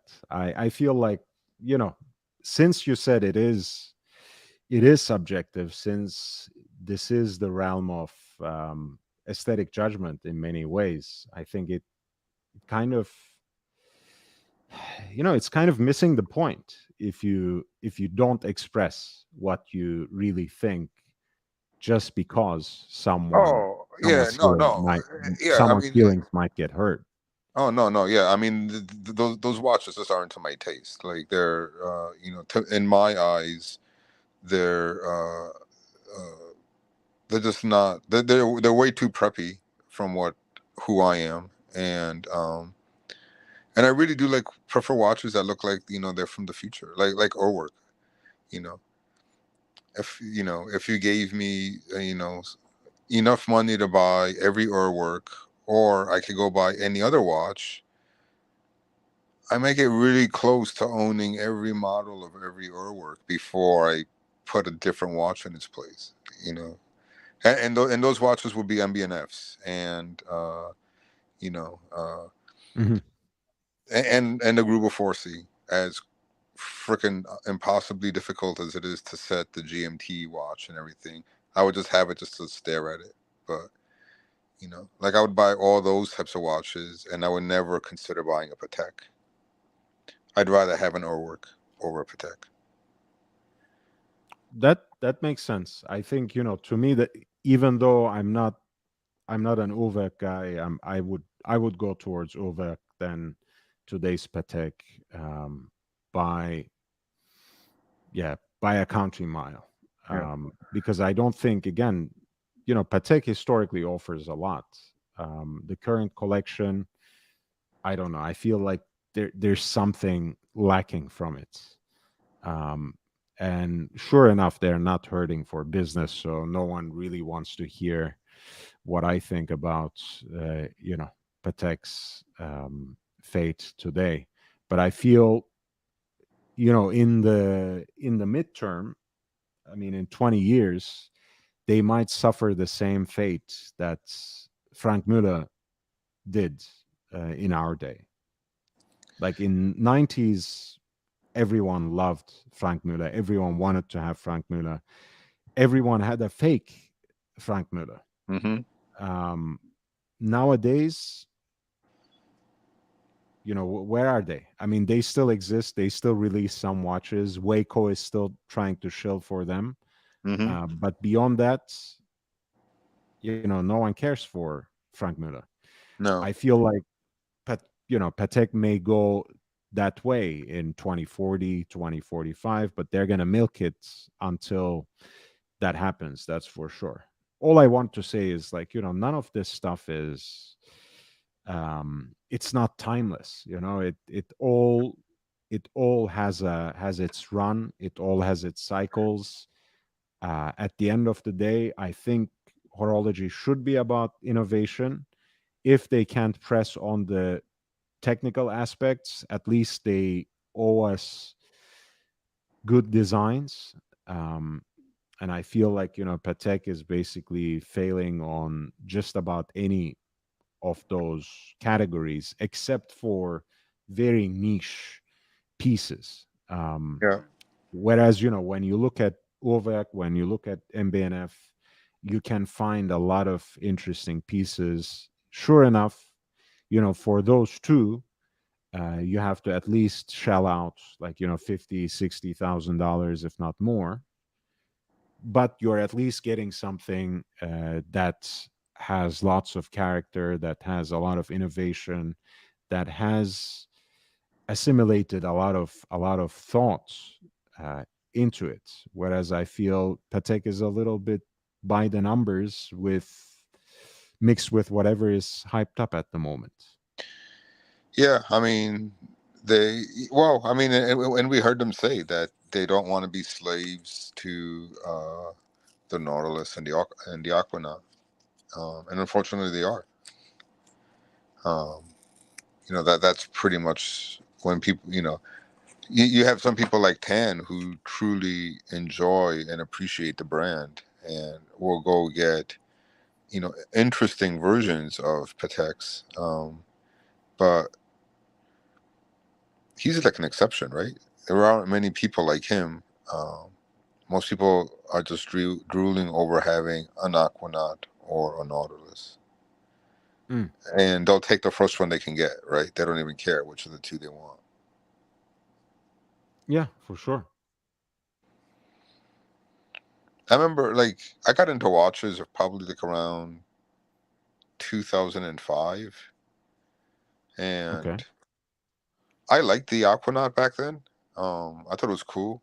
How much did it cost back then? I think it was something like 17K.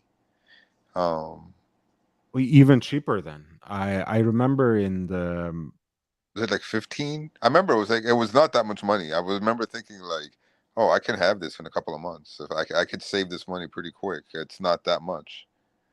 it should be much less because I remember in 2016 it was about 17 or something. Oh, 16, 17. Yeah. yeah, On the rubber band at least. yep, yep. Um, yeah. I mean, but it was like, you know, at the same time, I was like, oh no, the first watch I'm gonna go buy is a Pam 111. Like I wanted that watch over an Aquanaut. That makes sense. I mean, I'm not a huge fan of modern Panerai, but I would I would probably consider a Panerai before an Aquanaut as well. Yeah, yeah. And But MB&F is it, freaking amazing. it kind of makes sense, when you say you got into watches in early 2000s, because that was actually a time where, you know technical innovation was the king, that they were genuinely experimenting. I mean, the Freak is kind of a product of that Oh yeah, era, I love that watch. I love the Freak, and and I'm trying this, to convince myself to love. If I can convince myself to love the Freak X, I'm gonna buy a Freak X. But I keep thinking of it as like, uh, not quite the Freak. because you think the regular is too big. That's the problem. Yeah, the Is it the regular is size? too big. Yeah, although the new one that they released just now, it's in gold, and I would have wanted it in gold, but it seems to be a lot smaller. And I'd be willing to try the new one on if it was like in steel. Mhm. But yeah, I mean, I just don't, and I was like, I mean, come on, it has a crown. It's not the Freak if it has a crown. That's part of the charm. Yeah, Freak X's have crowns. That's true. Yeah. So that crown just, I don't know. And, but I love that watch. I do love it. And if I can convince myself that I should really, really have it, that's going to be my next watch. Yeah, I think I don't know. Yeah, you're right. I mean, Freak X is cool, but is it really a freak if it has that um, crown? Yeah. But it's definitely a lot more wearable. It's definitely a lot more wearable. But yeah. Hey, man, I still have some stuff I need to do before I go to sleep. But thanks for letting me come and talk with you. Hey, man, it's a pleasure. You should make this a regular thing. Feel free to Awesome. jump on whenever you want to speak your mind. All right. Right on. Thanks, man. And again, sorry to the chat. I'm not able to read it. I'm just on my phone. So um, later. I hope I didn't bore you. Not at all. Not at all. It's a pleasure, man. Come Bye back. bye. Bye. Take care. Good night.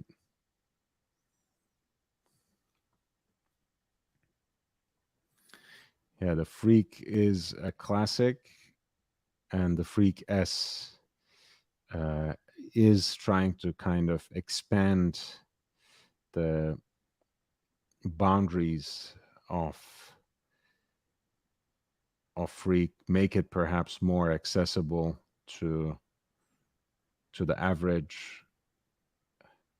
Well, I mean, Freak is never going to be, even in the Freak S version, it's not going to be a watch for the average Joe, since it's has basically no dial, technically no hands, and no crown. You know, you set the watch using the bezel. It's basically the revolution of the movement that represents the hour and minutes. So it's a very unique concept, especially when it first came out, and I think it was 2002, maybe. It was certainly groundbreaking. 2001.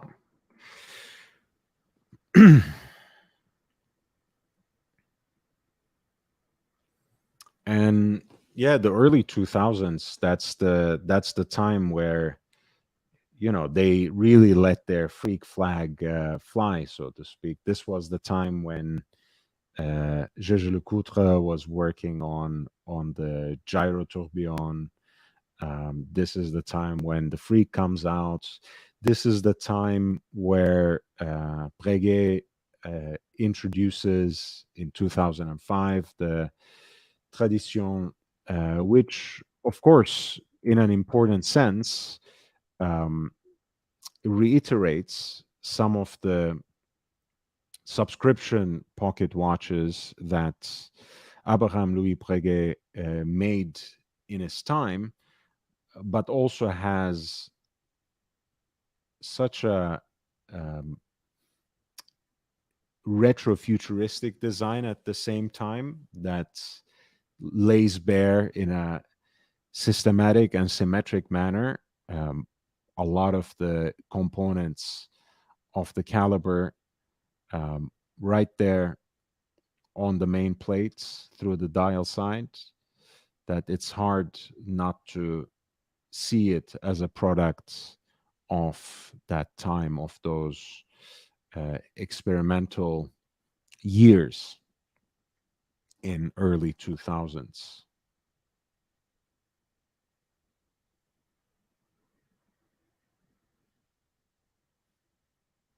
Thank you, Nia.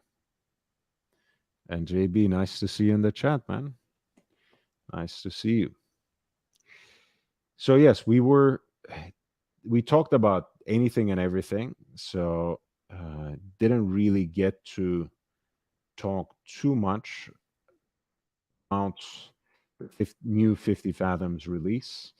Um, there are some renders and other kinds of guesses that have been put out, but I did want to share a couple of things. Since Blancpain prided itself, especially in that revival era that was led by Jean-Claude Biver and Jean-Jacques Piguet, for never having made a quartz watch. The expectation is, and I think this is confirmed by some insider information, that they will build this collaboration on the base of the System 51. System 51 is the mechanically reproduced automatic movement of Swatch. It takes its name from the 51 components that make the movements, that make the caliber, which is a watch movement that is entirely assembled by machines, right, with no direct intervention of human hand. And it fits neatly in a way the nickname for the watch too, which will probably be something like System 51 Fathoms or 51 Fathoms. Um, Again, I'm sticking to my name, which I coined all the way back in February, expecting that Swatch will take this occasion of their 40th anniversary and the 70th anniversary of Blancpain's iconic dive watch and release a collaboration. I think Thrifty Fathoms is just too cool of a name to pass by. It does pay homage to that poetic spirit that the inventor of the watch, Jean-Jacques Fichter, had. It is a little bit tongue in cheek, and I was basing it on this old school advertisement that I had found, which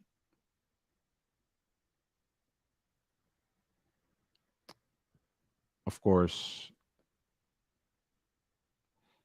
talked about the piece as a revolutionary self-winding skin dive piece.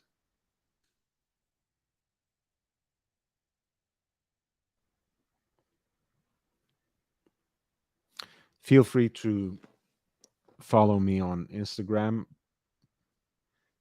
Click that link and you will be directed exactly to this post I made back in February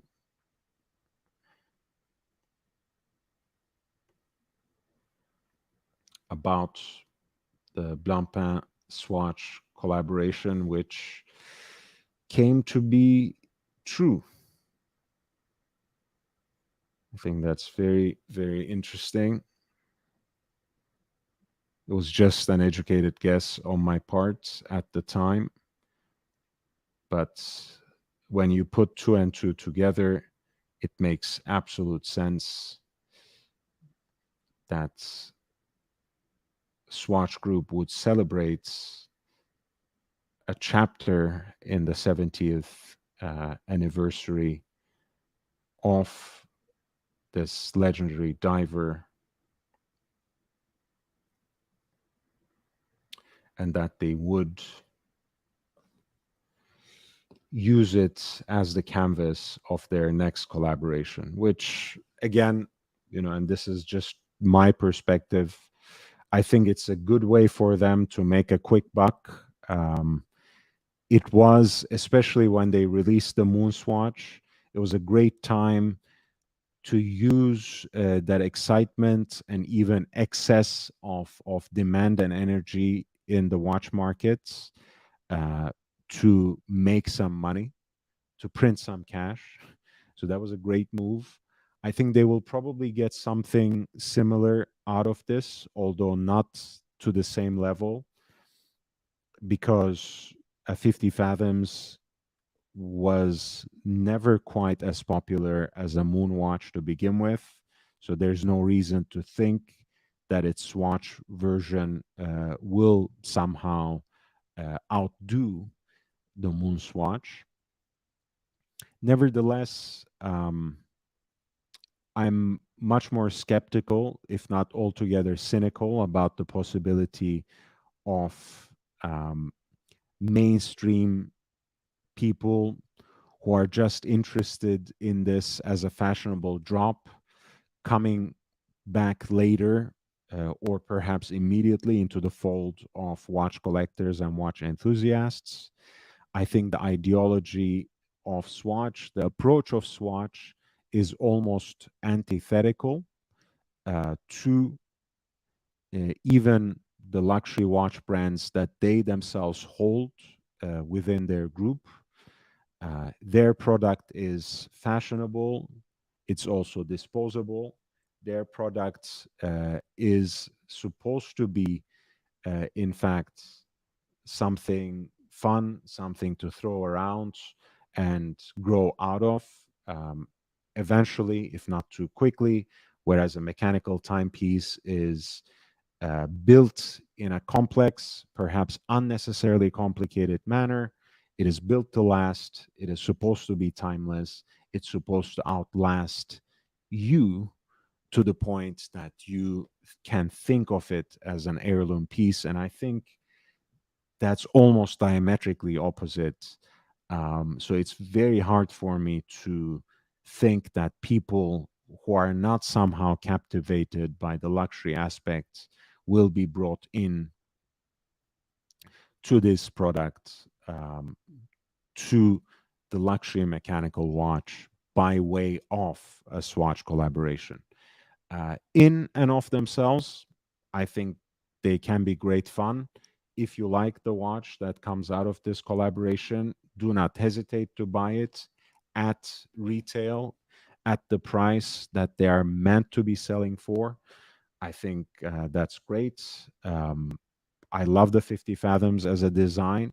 So I don't mind seeing even a cheapened version, or you might say a more accessible version, or plastic variations of it all over the place. I don't mind that. I just don't think that from a sustainability perspective, whether we are talking about littering the entire world with all bunch of watches that will continue to rot in drawers in a few years' time, or we think of that as continuing letting these legacy brands thrive for decades and decades to come. I think mid to long term, it's just not good business. Hey, Gandog, nice to see you, man, and thanks for reminding everybody to upvote. We are closing on the 2 o'clock, 2 hour mark. So I would really appreciate it if you could hit the like button.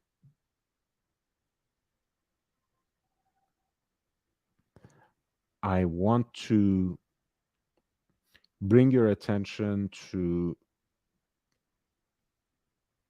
an in another Ineichen auction that just started. Um, and it was the lot number 2 that I put up there in my thumbnail. They call it Sports and Elegance. It's one of those timed auctions that they curate around a specific category, and it started earlier today, 3 p.m. Central European time, and it will take about 10 days. And that is in addition to some of the separate pieces on consignment that they have. Just to put the caveat out there, I'm not in any way supported by these auction houses, any of the auction houses that I bring up in my live streams. I don't stand anything to gain from the whole affair. I also don't necessarily endorse them. I think you should always build your own knowledge, ask people you trust when it comes to specific lots. If you can actually go and inspect these pieces in person, or if you can send someone to do that for you, that would be the best um, approach. If, in the absence of that, if you are genuinely interested in bidding on any one of these pieces, um, from this Ineichen auction or any other auction that I bring up here and that we study together, my advice is always, to reach out specifically, ask for more information, ask even in the absence of an in-person visit, maybe kind of like a Zoom meeting where one of the auctioneers would present this watch to you, answer questions freely. They're working for you, right? They're doing a service for you. Uh, you are making the purchase with your own money, so you're entitled to as much information as possible. And never, um, I use the same strategy whenever I buy a watch at any rate. Never go even into negotiations unless you have the power to walk away, right? If you have already surrendered your will to that watch, if you are already um, going in there to bid or to put down your money to buy a certain watch, you have already lost the edge. You have already lost the power to negotiate. I think the ability to walk away is always your best bargaining chip. So, when, unless everything sits right, I would say never ever bid on anything in an auction because people have been burned more than enough. Now, with that being said, I'm going to send the link uh, into the chat for this particular auction that we are going to study together.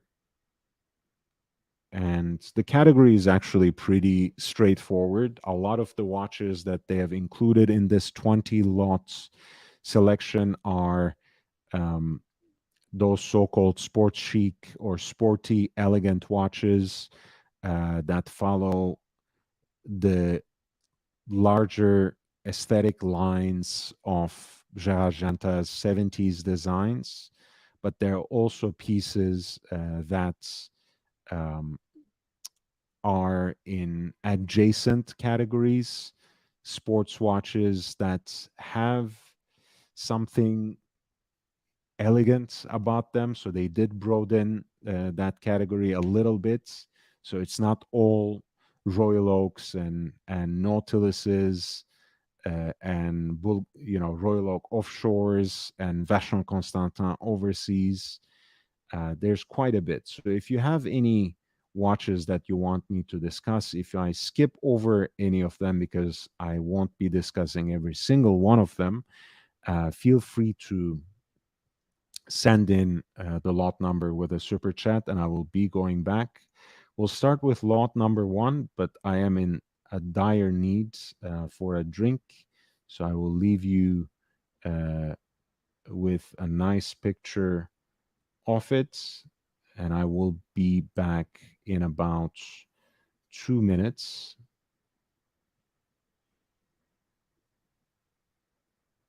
Please hit the like button in the meantime.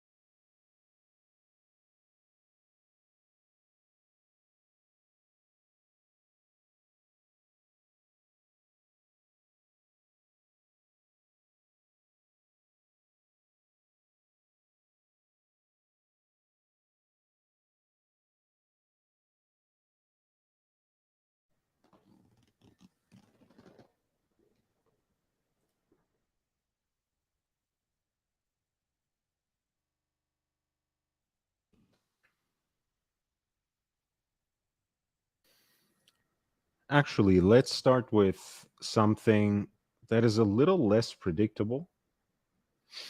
Um, there's a great example of a limited version of my Type 20 there. This is the Type 20 in the version that was revived in mid 90s by Investcore. which is the Bahraini investment firm that's rescued Breguet from the ravages of bankruptcy when the Chomet brothers went down in flames. Their idea in reviving Breguet in their own way and making it profitable again was to release a sports watch that would open up the appeal to the brand to a wider audience, and that would bring into the fold a different kind of collector, a younger collector. And they basically dipped back into that mid-century period where Breguet was one of the manufacturers that made watches for the air forces of the French Navy according to the Type 20 specifications. So what you have is the aesthetic of a mid-century pilot watch within those specifications, a legible dial with slightly oversized Arabic numerals, a rotatable bezel that either serves a timing function or in some alternative versions has the function of a 12-hour counter. A big eye minute totalizer at 3 o'clock, which originally was calibrated for 15 minutes, ostensibly because that was the time needed to prepare an aircraft for launch. A 12-hour counter at 6 o'clock, which historically um, was not necessarily universal. You can see a lot of um, Type 20 Breguet watches from the vintage era in military and civilian versions without the 12-hour counter and continuous running seconds at 9. This is a limited edition made around year 2000 for the Japanese market of about 1,000 examples with a unique sunburst blue dial. This is the Aéronaval, which is the standard no-date version. There's also Transatlantique, which is the one that has a date window at 6 o'clock and is a little bit different, aesthetically speaking, a little bit different in terms of the finishing of the case and the bracelet. That one has the reference number 3820. This is 3800. I think the limited edition has a slightly different reference number. I believe it is 3807. Uniquely, it has an exhibition case back, which gives you a glimpse onto the Breguet caliber 582, which in its turn is essentially Lemania 1350 with added flyback functionality.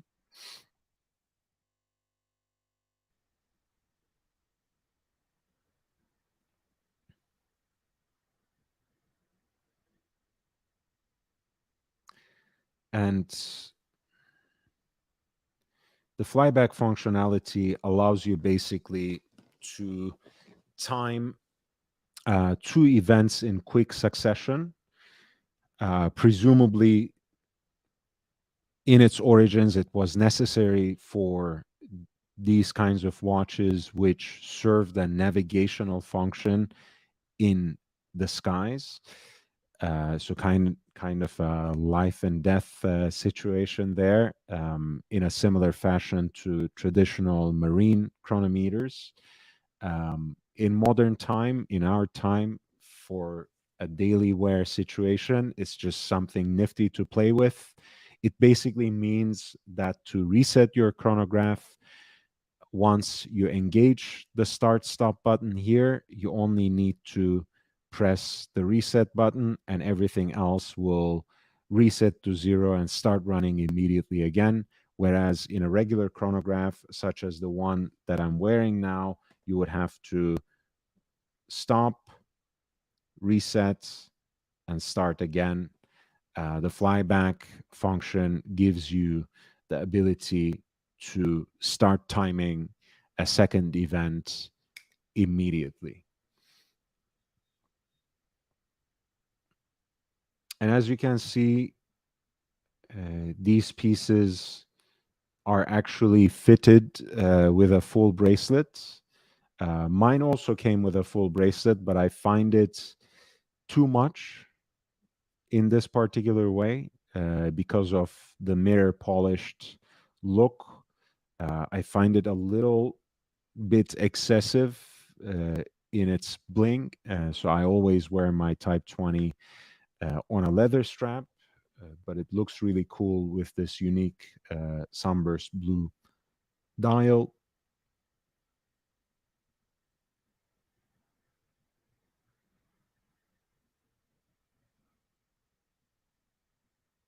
And apparently, this piece comes with the original warranty, which probably didn't even belong to the watch, as you can see, since it's blank. And since the box is also nowhere to be seen, but I guess that's some good decoration.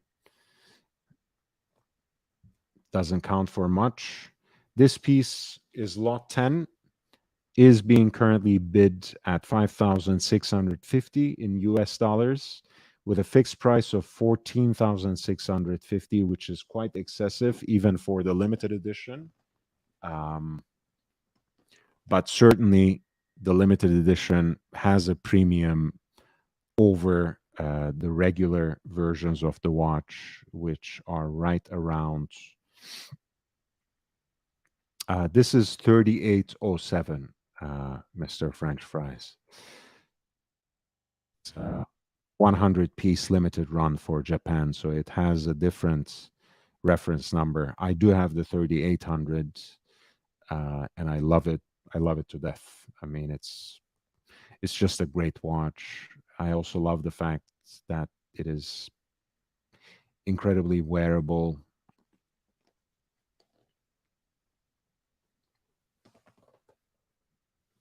I don't mind the thickness, but I find the 39 millimeter case diameter very comfortable on the wrist, very aesthetically pleasing as well. It might not be historically correct when it comes to the case shape, which is more akin to the Breguet Empire style case, right? With the fluted case band and the teardrop lugs and all the other details that harken more towards the dress watch aesthetic of Breguet rather than the tool watch aesthetic.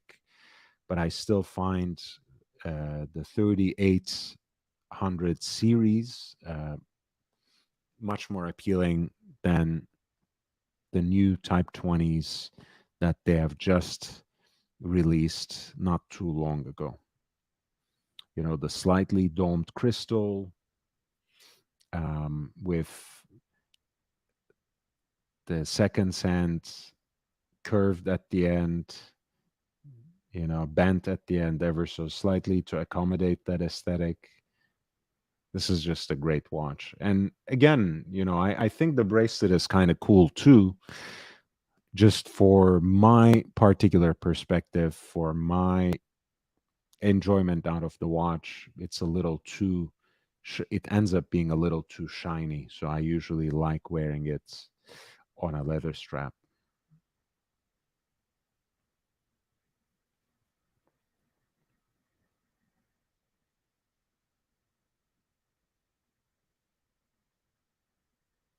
Yeah, I think again, these used to be a little cheaper before people wisened up to it.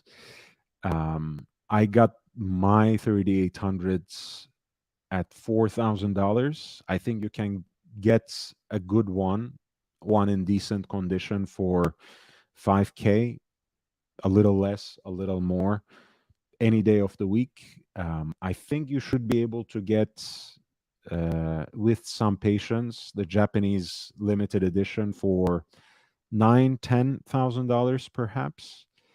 Um, so the fixed price here, the buy it now option, seems for that reason a little excessive, especially for a watch that seems to have been polished.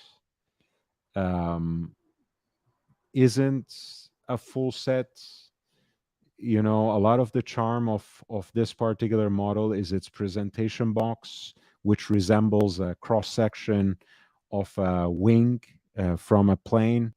Uh, so it's not the full package, and it's kind of hurting for it, which is okay. Great watch nonetheless. There's a Breitling Cosmonauts next to it. This is the version of the Navi timer with a 24-hour dial, as originally designed and special ordered from Breitling by none other than Scott Carpenter himself,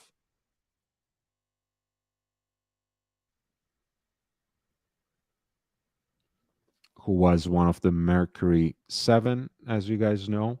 He ordered a 24-hour dial watch because in space, you can't really tell morning from night, and you needed precisely this kind of timekeeping device that could uh, make that distinction, that could tell you the time with that kind of detail.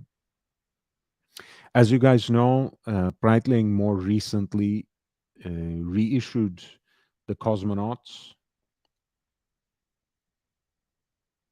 last year, if I'm not mistaken, since it was the 60th anniversary, if I'm not mistaken, of the Mercury Atlas mission. But this is, of course, the vintage version in stainless steel with the reference number 809.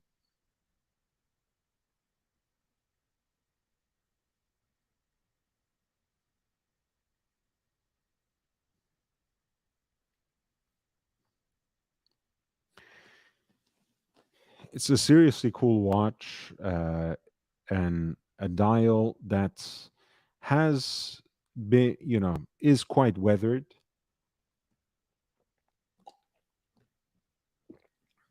but is not necessarily in an undesirable condition, um, especially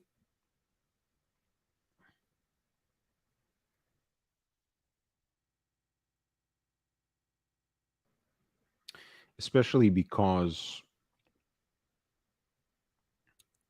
the numbers have patinated so evenly. I'm trying to get a better look on it to see if there are any traces of refinish, which I don't see, and I would say would probably presented a much cleaner dial eventually anyways. This is the classic 41 millimeter case size for the Navi timer, of course. Syringe hands with the beaded bezel for the slide rule.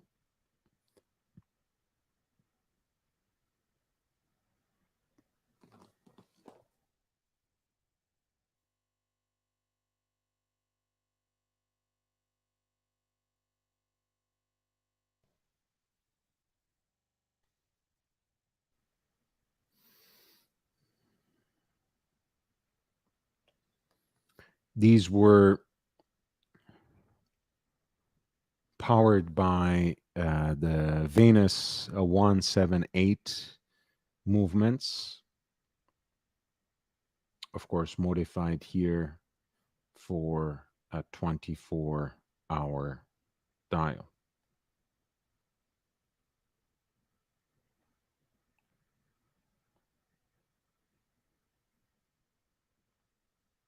This is lot number 11 in the Sports and Elegance auction that is going on at Ineichen, Zürich for the next 10 days. The piece has not yet attracted any bids, and the starting bid would be 9,050 in US dollars, with a buy now option set at $18,050. Once again, I think it's a little bit delusional and quite excessive.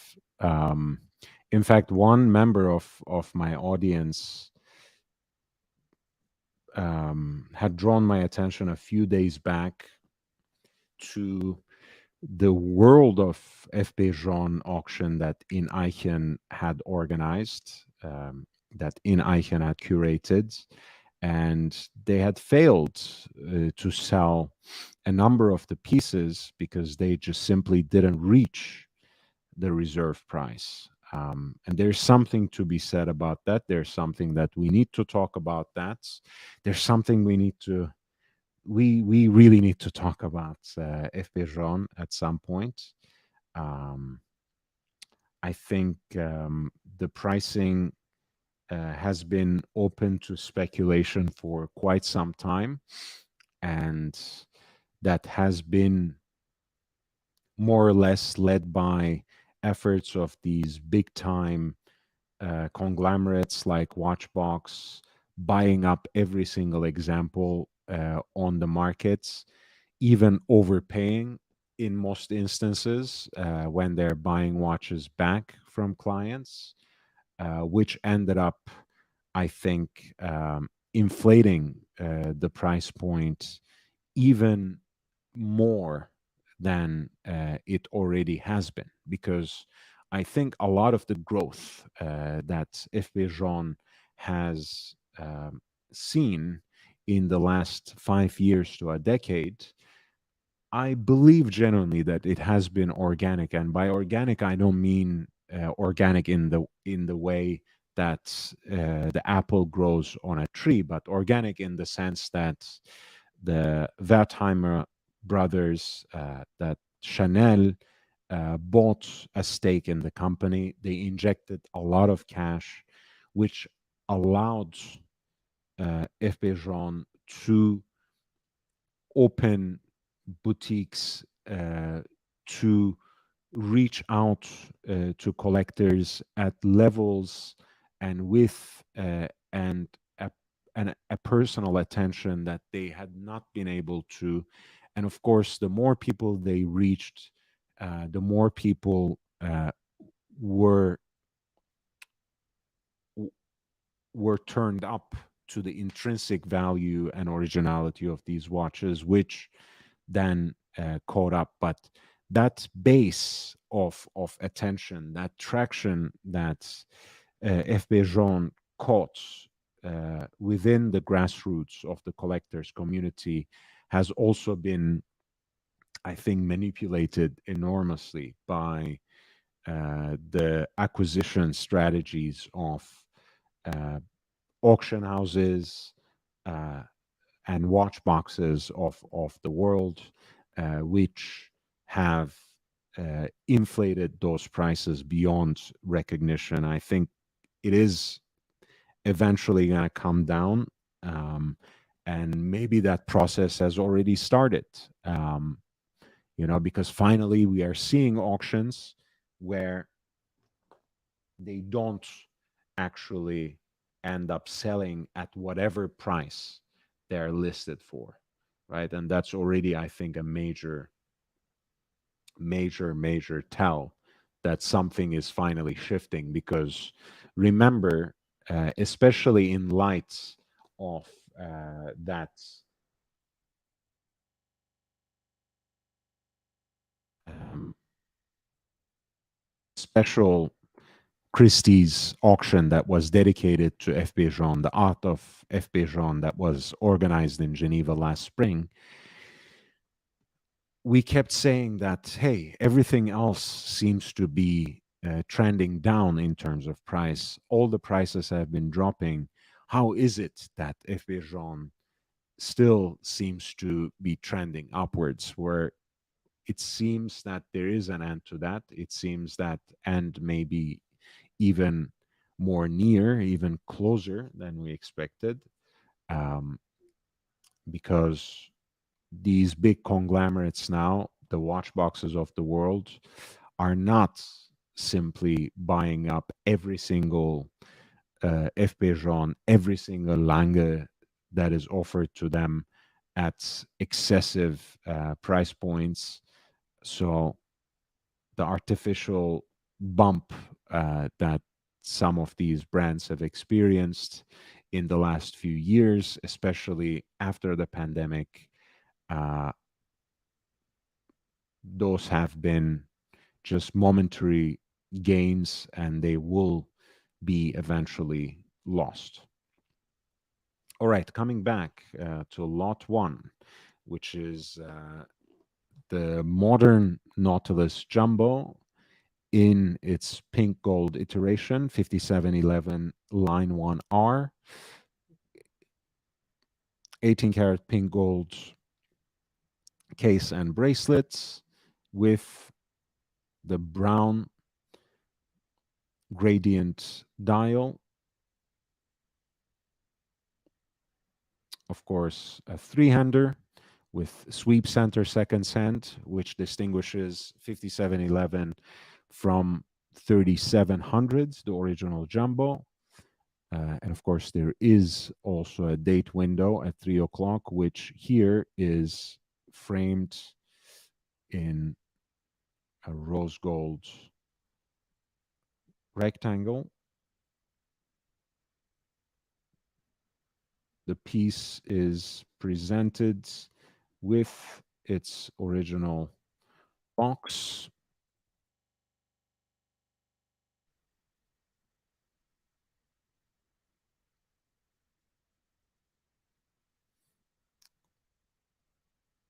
And certificate of origin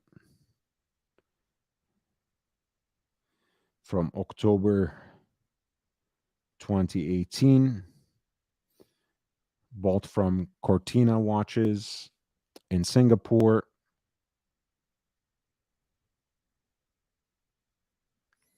This is lot one of Ineichen Zürich's Sports and Elegance auction, a pink gold Nautilus Jumbo.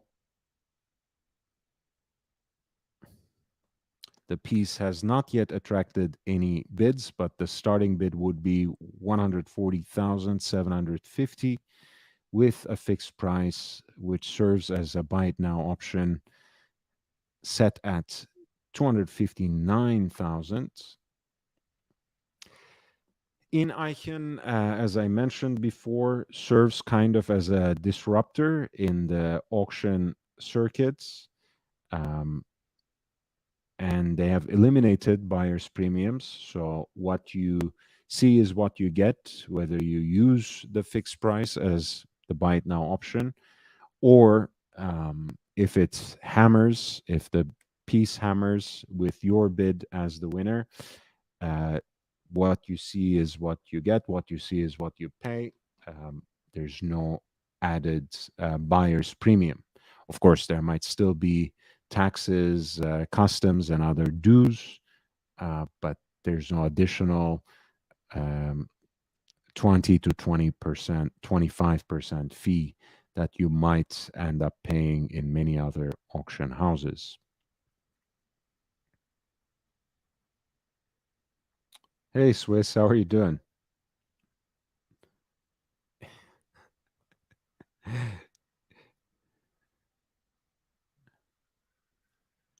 I'm not a huge fan of the Nautilus to begin with, so the pink gold appeals to me even less, to be honest. Lot number two is the Vacheron Constantin Overseas Ultra Thin Perpetual Calendar. Um, I like these watches a lot. I like the ultra thin aspect to begin with.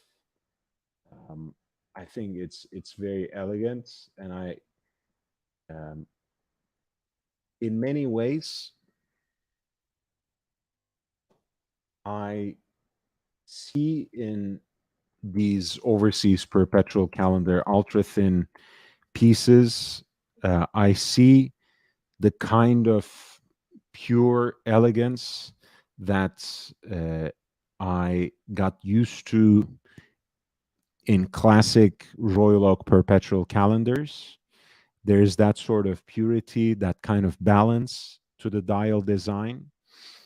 Um, of course, a lot of this has to do with the fact that they are built on the same base. Uh, Vacheron Constantin overseas in its third generation, may be using now um, an in house caliber, a manufacturer caliber, uh, having moved away from the JLC 920. However, the ultra thin perpetual calendar versions of the overseas still use the JLC 920 as their base. That is what allows them to remain delightfully sleek, wonderfully slender, just 8.1 millimeters. And the pieces are also in diameter too, not larger than the standard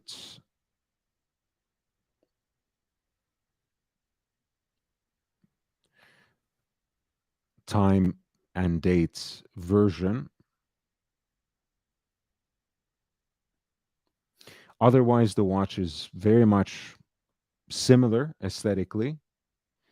You are losing perhaps what you gain with this ultra thin elegance. You're perhaps losing in sportiness a little bit if you consider 50 millimeters of water resistance uh, prohibitive. You might want to stay away, but other than that, the ultra thin perpetual calendar is a great rendition of the overseas. If you can get your hands on it, the watch is just as modular, just as wearable, if not more, than the standard version, standard time and dates. And this is certainly an early iteration from 2016 with the silver sunburst style, beautiful blue accents, which are on the chapter ring as well, on the minute track, but also on the month, on the subdial for the months, and of course on the backgrounds of the moon phase indicator as well. I knew you would like it. I know it was, from lot one to lot two, but I also wanted to go to this anyway because I wanted to calm you down, Swiss, because you didn't like the 5711 R with the brown dial. So I wanted to give you something that you would most certainly enjoy. And of course, this is the JLC 920 um, assembled, finished, assembled, and regulated according to the standards that are worthy of the Geneva hallmark.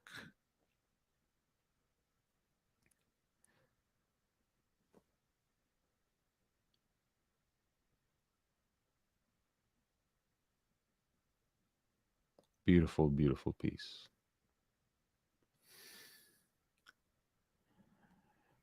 This piece is currently being bid at 65,350 in US dollars.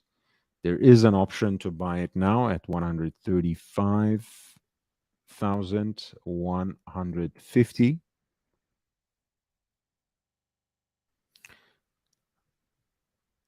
I think, I don't know if they advertise this on the web page anymore, but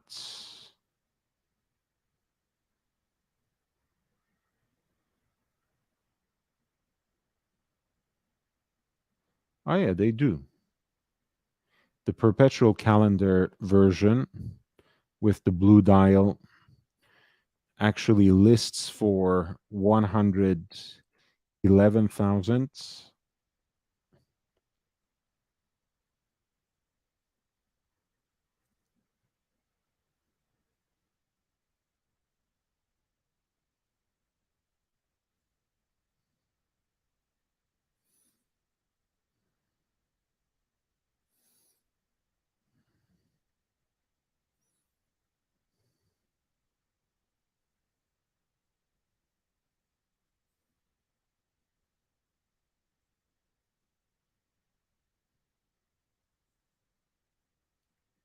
And of course, this is a piece fully executed in white gold case and bracelet. So it might actually justify the price point, at least at retail.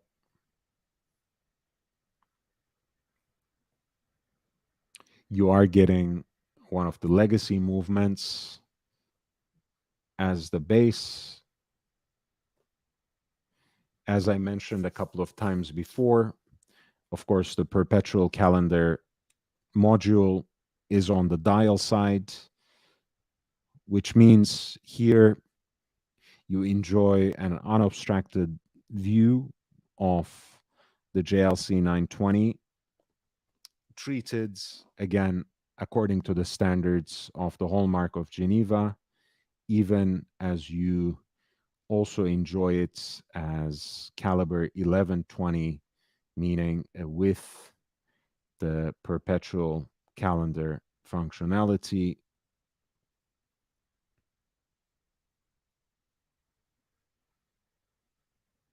It's really a fantastic piece. A great alternative, in many ways even better, um, to the AP Royal Oak perpetual calendars.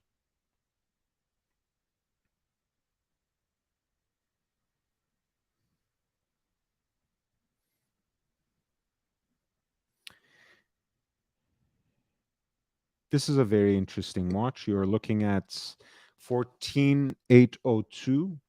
14802 is the so-called Jubilee version of the Royal Oak Jumbo. The version of it that was introduced in 1992 on the 20th anniversary of the release of the Jarajanta design. And it carries a lot of the DNA of the original Jumbo, from the Petite Tapisserie dial to caliber 2021, which is built on the original JLC 920 base. That is the movement. So the absence of a seconds hand,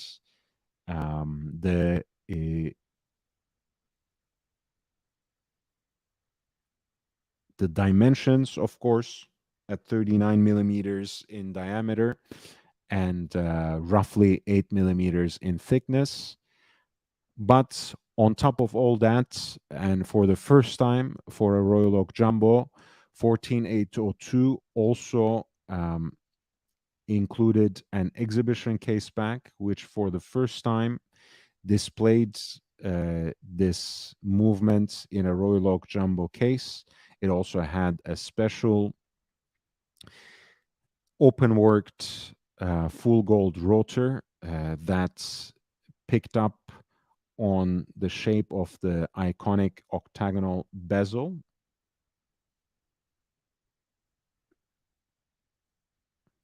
And this particular piece comes with its archival extracts.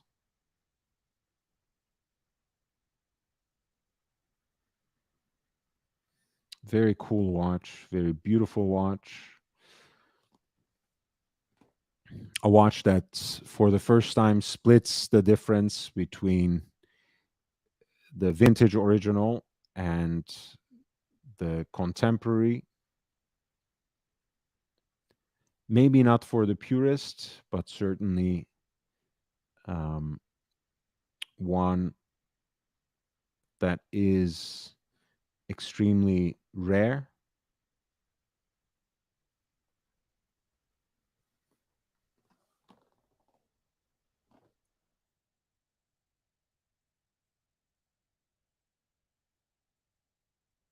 I believe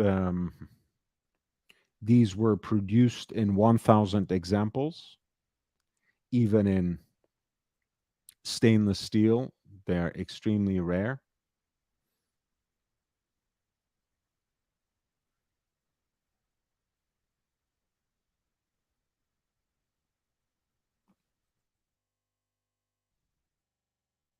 And they were also made um, oh no, they were actually made in 1,000 examples in total, out of which 691 were in steel, 286 in yellow gold, and 20 examples in platinum. So excessively rare. This can be an interesting opportunity for that reason. At lot 3, you have a piece with about 9 days to go, still stands at the starting bid. I don't know what the reserve price is. It might or might not coincide with that starting bid, which is 54,050 in US dollars.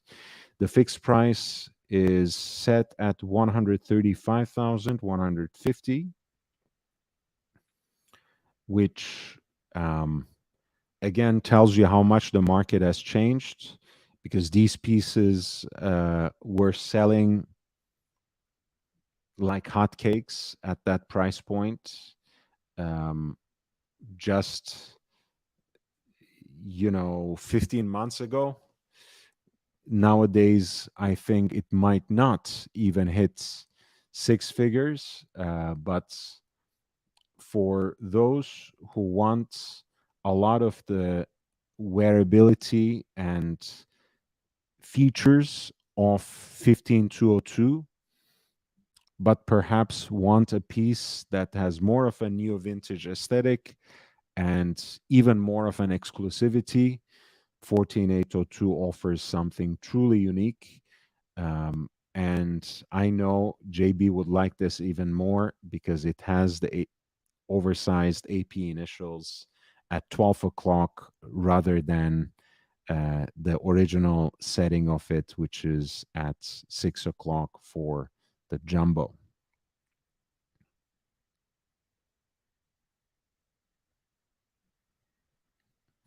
Please hit the like button. I have about 40 more minutes to go. If you want me to take a closer look on any of these pieces, I'm sending the link in the chats. Feel free to send in super chats, and I'll be more than happy to dive right in.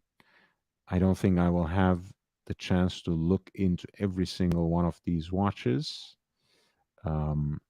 But I would be remiss to pass one of my favorites, Royal Oak offshore pieces ever. This is the Royal Oak offshore triple calendar. It is a creature of the 90s, 38 millimeters, So quite small for a Royal Oak offshore, but it's still a thick boy.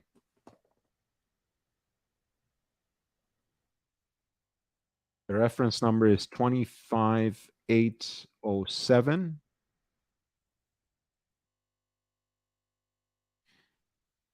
Piece is 12.6 millimeters thick.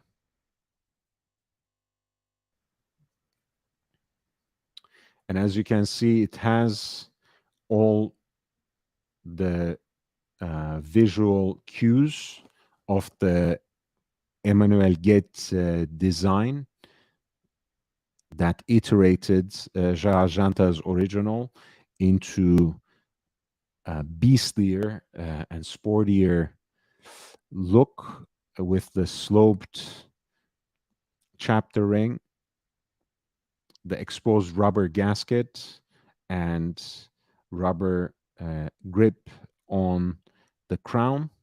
This piece, I guess it's self explanatory, has small seconds at 6 o'clock, pointer dates on the periphery of the dial, and two aperture under the signature at the 12 o'clock side for, pardon me, for the day of the week and the month.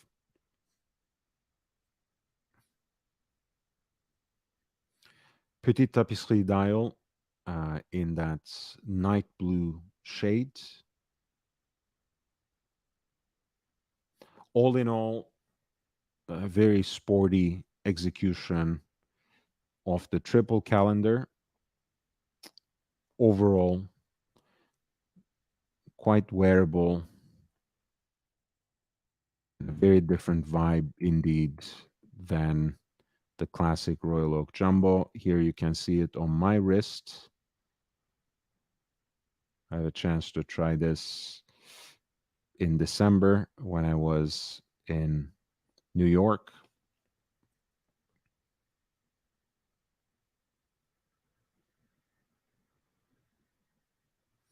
It's probably one of my favorite Royal Oak offshores, even though it looks very different than many others. And certainly from the original Beast, which was introduced as reference 25/7/21, 30 years ago.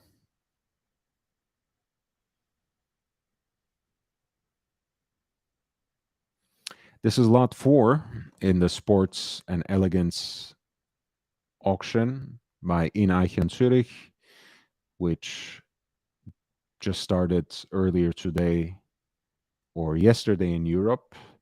And it's going to end on September 15th, about 9 days to go. Lot 4, likewise, has not yet attracted any bids, but the starting bid would be 20,300 in US dollars. And the buy it now price is fixed at 43,950.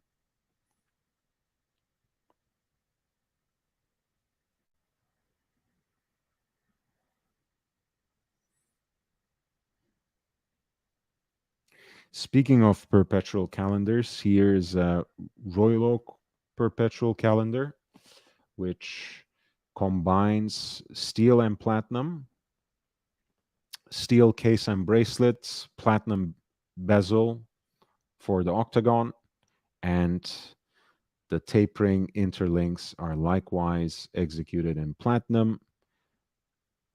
Polar white Grand Tapisserie dial.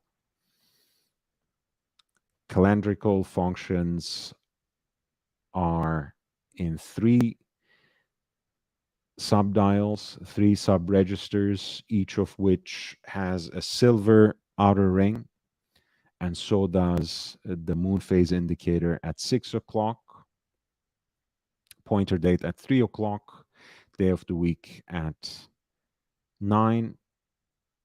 At 12 o'clock, you have the month, within which there's also a micro hand for the leap year indicator.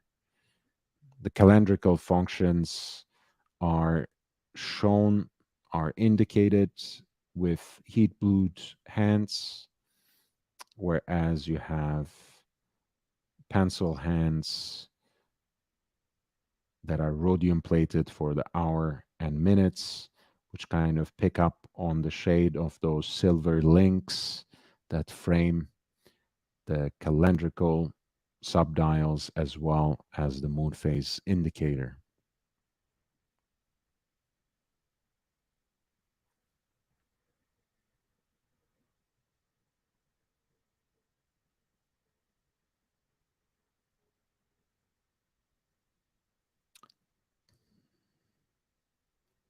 This is the 25820 SP, steel and platinum.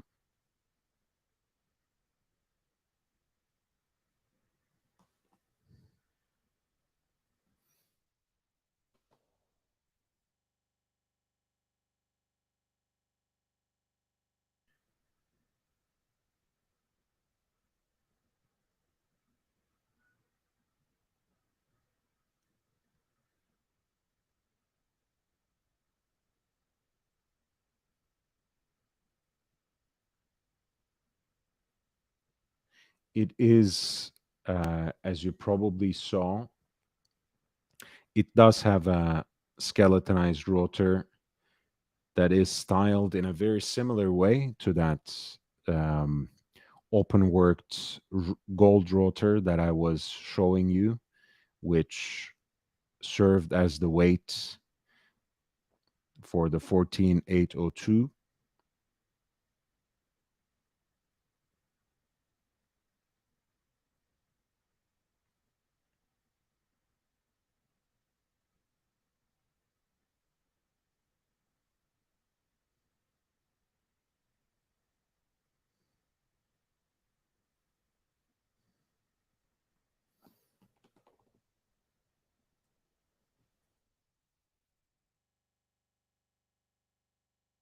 $39 millimeters. This is the classic piece, not 41 like some of the contemporary Royal Oak perpetual calendars.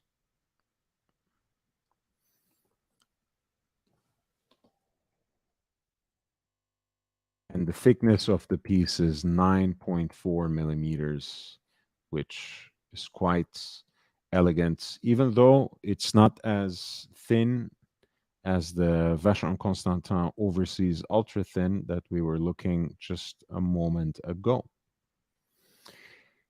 This piece is currently being bid at 84,450 in US dollars. There's also a fixed price, which serves as a buy it now option at 163,300. And there are about 9 days to go on the clock. There's a similar Royal Oak perpetual calendar right next to it at lot number 5.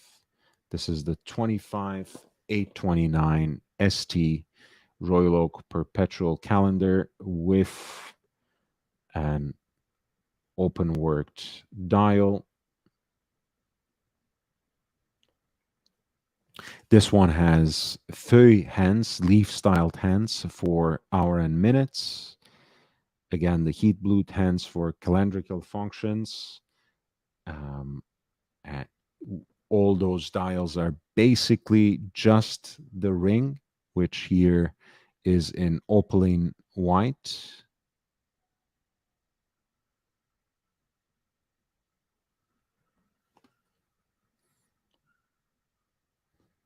Except for the subdial at 12 o'clock, which has a cross on it, since it also needs to indicate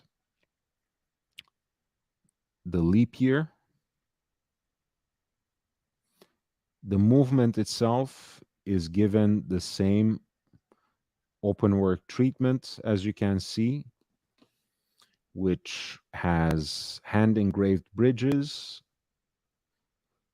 with the rotor weight itself skeletonized to bring the initials of the founding families in Gothic font into sharp relief, AP, and the piece has also a supplemental weight in 21 karat gold, which is engraved on its edges as well.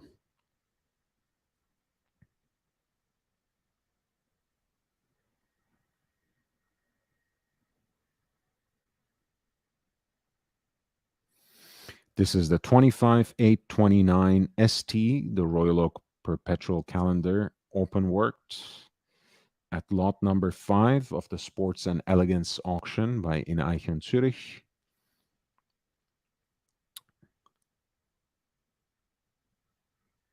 The piece is currently being bid at 112,600 with a buy it now price that is fixed at 213,950 for this breathtaking watch.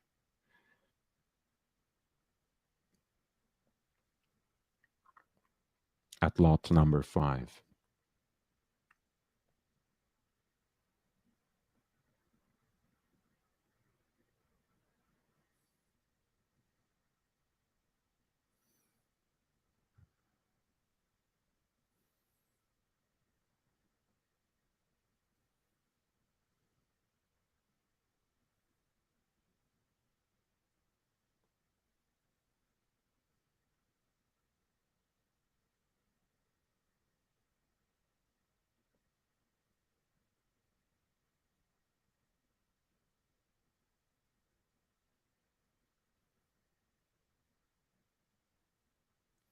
At lot 09, lot number 9, you're looking at a 25770 BA, a Royal Oak offshore chronograph, south winding in yellow gold. Continuous running seconds at 12, a 30-minute totalizer at 3, and a 12-hour counter at 6. A date window at 3 o'clock, which has a magnifier on the crystal. The AP signature is right next to it, including the applied initial on this Petite Tapisserie Champagne dial. The tachymeter is on the Reho.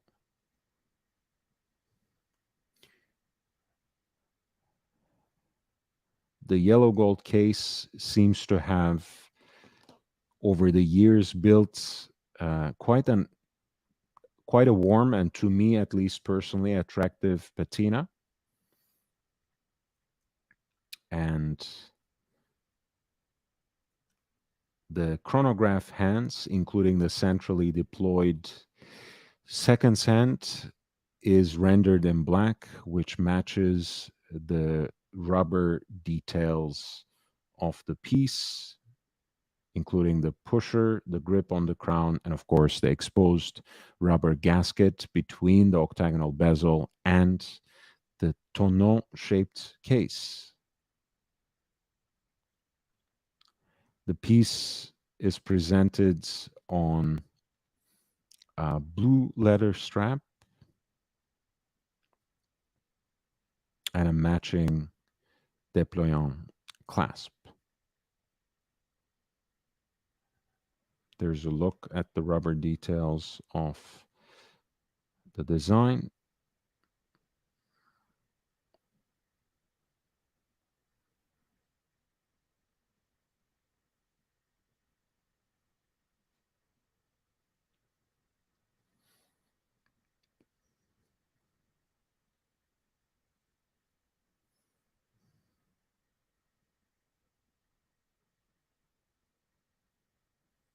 This is lot number 9 for an Audemars Piguet Royal Oak offshore chronograph, 25770 BA in 18 karat yellow gold.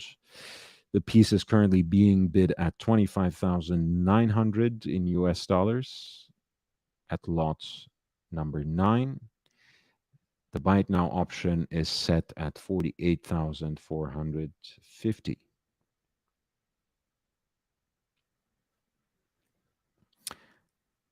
I have about 20 minutes to go. So if you have any burning questions, any particular requests, feel free to send them in with a super chat. Hey, Artie, nice to see you, man. If you want to contribute to the channel, you know how. The links are included in the video description. I'm also going to um, send them in the chat. I would really appreciate it.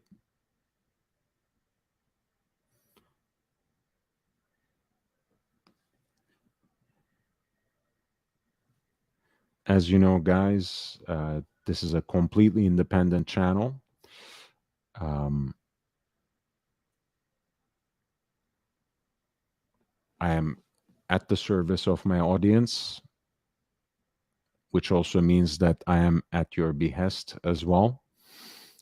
And everything you contribute to this channel, everything you give to the channel comes back to you in terms of quality and quantity of content. As you guys know, and as you have seen, the archive of content is growing. There are member exclusive parts to it, which include 3 new videos every week. There are parts of it that are publicly accessible, which can allow you to sample some of this content that is first served up to members. So becoming a member is a great way of tapping into some additional content and supporting the channel, which of course is well appreciated. Um, of course, you can also send your contributions always with super chats via PayPal and Cash App as well.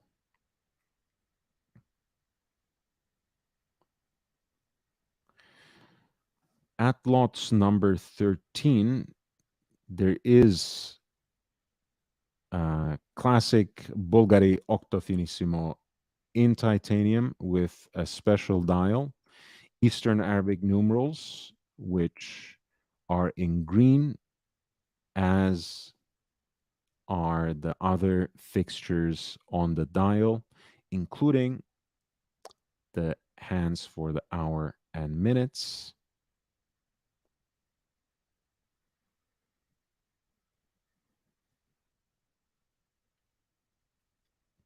Of course, this piece, just like any other time only Octofinissimo, is built on the BVL 138.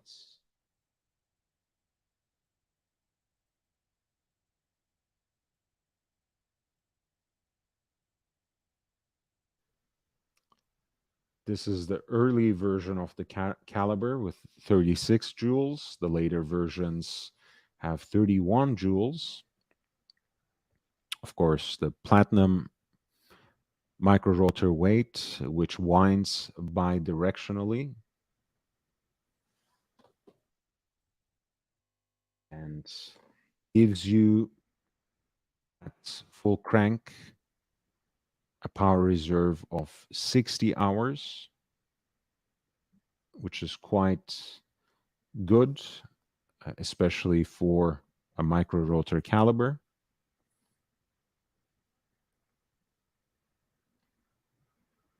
I think these pieces are a fantastic design and quite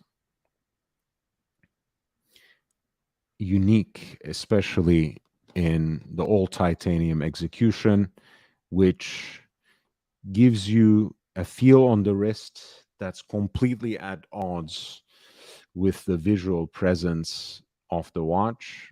It's almost unexistent, non-existent, I should say. It's almost feather-like, even as the watch itself has quite a significant presence on the wrist, and very noticeable to everyone else around you. since the design itself, iterating a beautiful original concept by Gerard Janta with the finishing touches of Fabrizio Bonamassa Stigliani. This is a unique version, of course.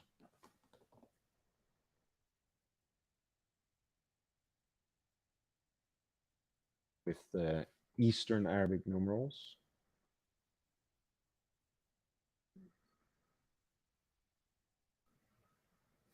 I'm not entirely sure how limited it is, what kind of edition this is, how many pieces it was made in. So I have to be honest, to be frank and honest with you. The piece, again, is 5.2 millimeters thin. Really beautiful. I'm guessing it's 100 pieces, but I don't exactly know. So just to put it out there, I believe nowadays the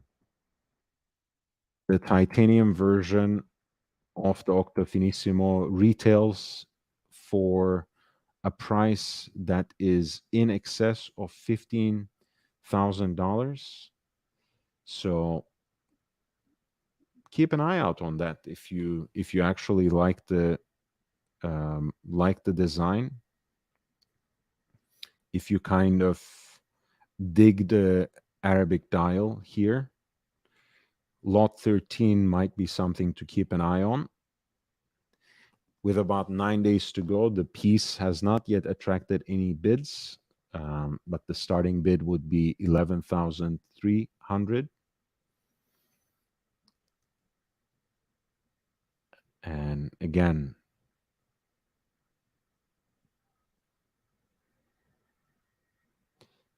nowadays, the titanium version of the Octofinissimo is, in fact, almost $16,000 at retail. Much cheaper, of course, on the secondary markets.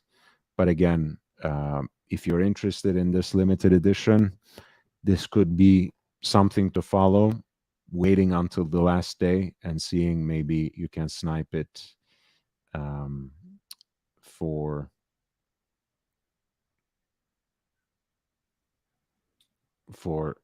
a decent deal.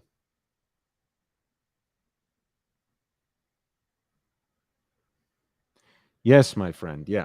The platinum version, I think, is a 3820. I don't think they made any examples of the aéronaval in platinum. I think the platinum ones were usually executed for the 3820, the date version. There were blue dials, there were salmon dials for the platinum version, which are incredible looking. I don't know if you have ever seen those.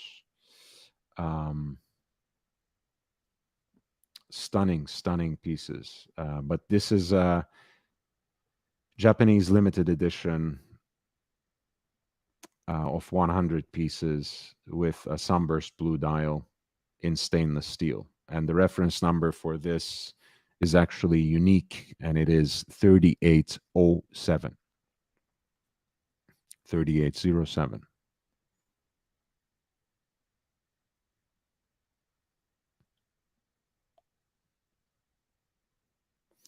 All right, I have about 12 more minutes. So unless there are any special requests, I can maybe talk about 2, 3 more watches.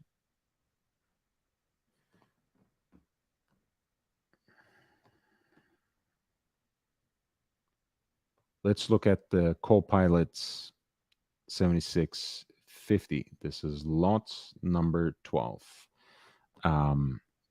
The Breitling Copilot was basically Breitling's stab at a genre of mid-century pilots watches. So Breitling's response to the Type 20. This particular version of the Copilot seems, however, much more nautically oriented. I'm not saying this uh, only because of the colors, which are very orange inflected, but also because of the countdown timer aspect on the bezel that is marked out for the first 15 minutes being divided into, and in fact, the first 10 minutes, or rather 10 minutes separated out to serve as a kind of countdown right here. There are more aviation-oriented versions of the Copilot, which simply have the reference number 765. I believe this is 7650, 7650, with those particularly colorful accents, a lot of orange, with big eye minute totalizer at 3 o'clock, calibrated for 15 minutes. Again, 10 of which is marked out very differently. And again, as a countdown, right, rather than the other way around.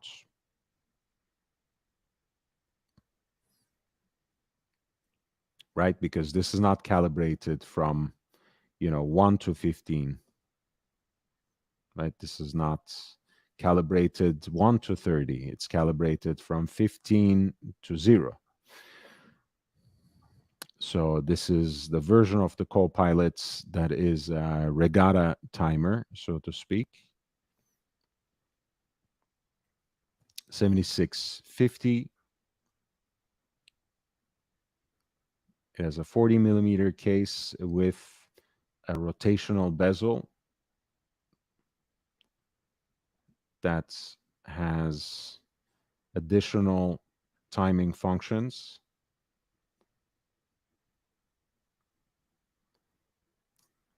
Beyond being itself graduated for 55, sorry, being graduated for 60 minutes.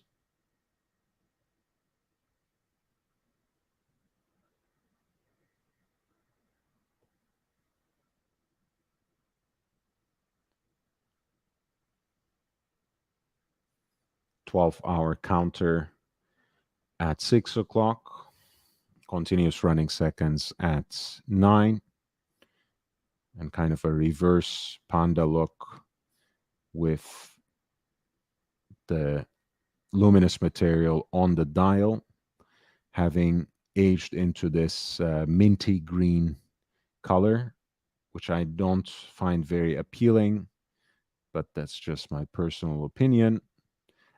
Single Arabic numeral at 12 o'clock. The colors on the bezel have largely faded away. I think in addition to this 5 minutes interval here that is marked out in orange, there was another 5 minutes here that was marked out in blue, very much like the red and blue here.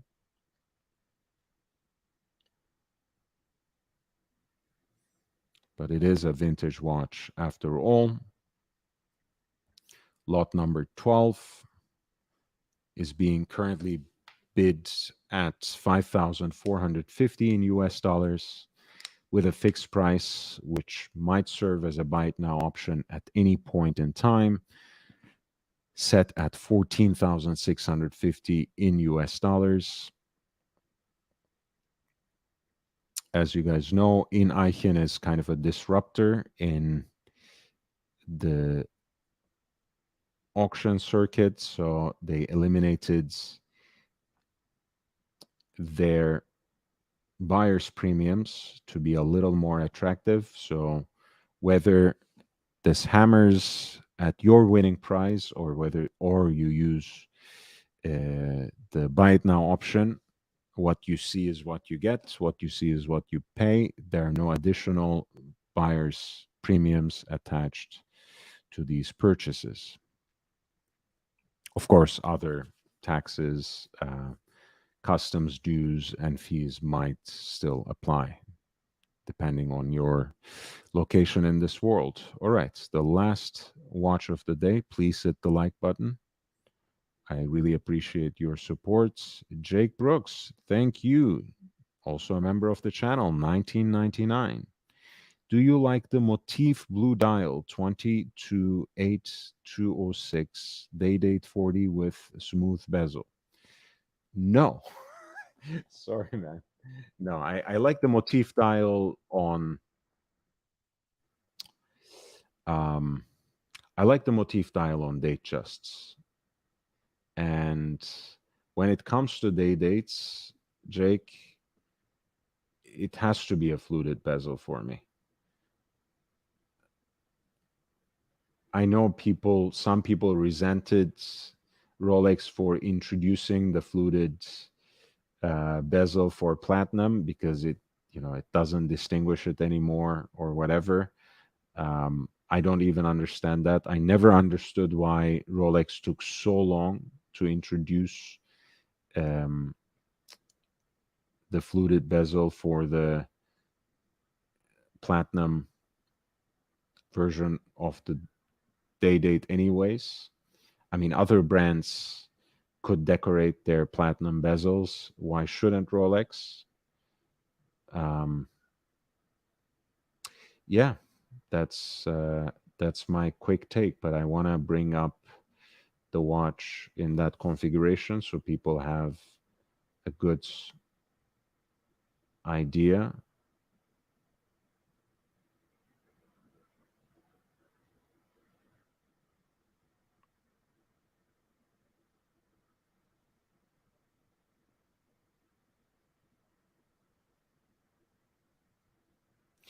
Wait, you mean the date just with the smooth bezel?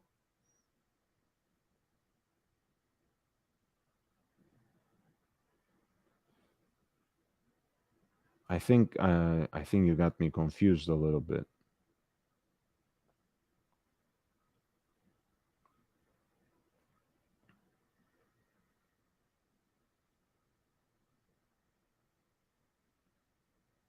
Okay, let me see.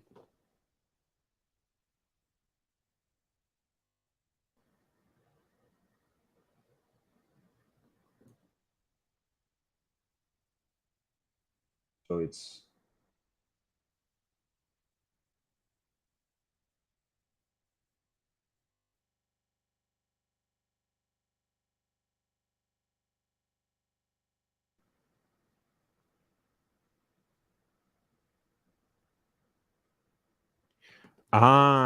you mean the platinum with the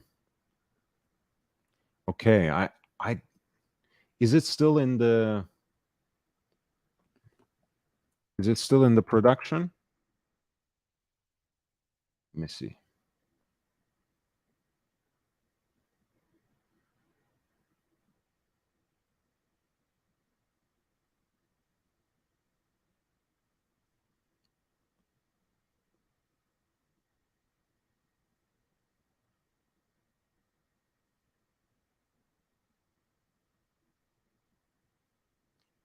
No, it's no longer in production, right? So you will have to go into the secondary market. I don't even think they offer that dial anymore. And when you said motif, I really thought that you meant the fluted motif. So I got entirely confused. So I do apologize. Jake, thank you for sending me that link. You mean this? Yeah, well, look, I mean, this is an interesting watch. I think it's also the kind of dial pattern that looks like a slanted version of the tapisserie, although it's a different application of the pattern. It doesn't have that pantograph drawn aspect to it. Still, an interesting visual interest, uh, fascinating visual interest going on there, especially in that ice blue shade that Rolex preserves for platinum.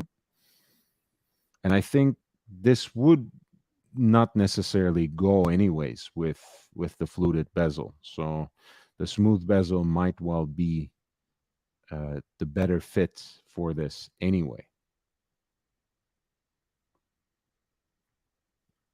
Honestly, again, I prefer this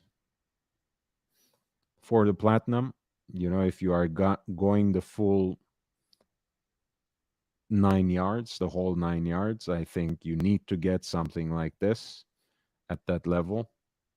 So the 228, 236 would be my choice, but you know, this doesn't look bad at all. And like you said, it's kind of its own thing, you know. It's there's not much there's not much like it in the day date lineup. It's a very different aesthetic. Let me see if I can find some better pictures of this. Maybe there are even some for sale on Chrono.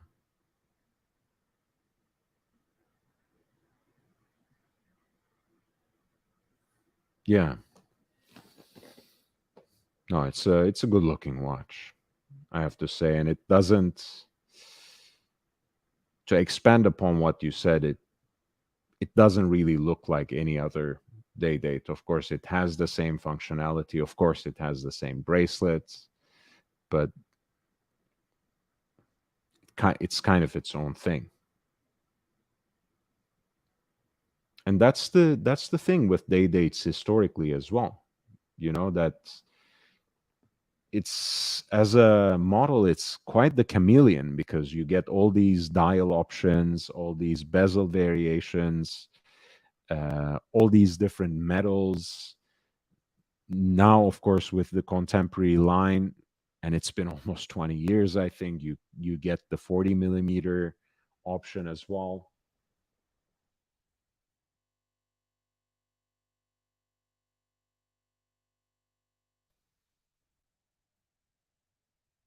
Right. Actually, it's been there since 2015. Um, the introduction of the day date 40. Anyways, but you have this entire panorama, an entire catalog of watches. So there's something to appeal for anyone.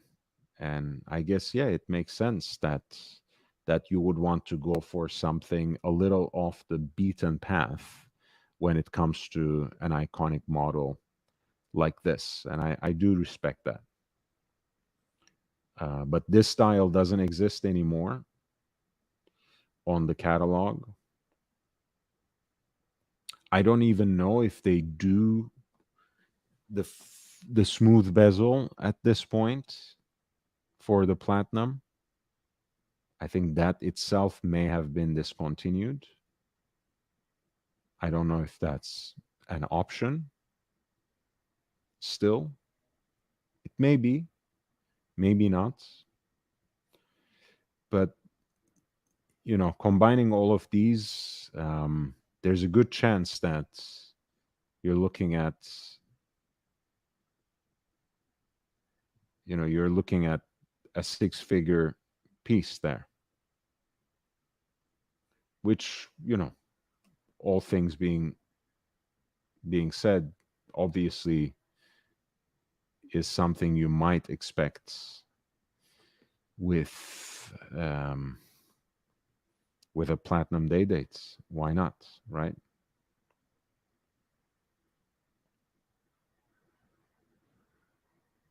but I believe there's something that is on auction now. I don't know if that's something you had in mind, but I'm going to send you the link in the background. Take a look at that. That's a nice example. And, who knows? Maybe it will, by some freak accidents, you know, hammer at a semi reasonable price for what it is. But I highly doubt it. I mean, a platinum day dates is never going to be a bargain watch. They might trend for a little less than what they do now at some point in time, but they're never going to be cheap.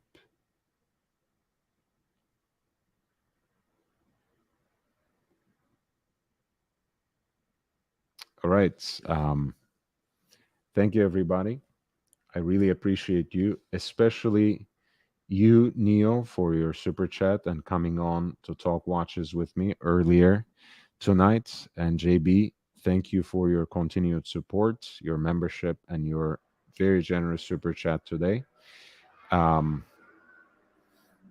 for everyone else, thank you so much for your contributions, for your support and presence in the chat. Please hit the like button, that helps immensely.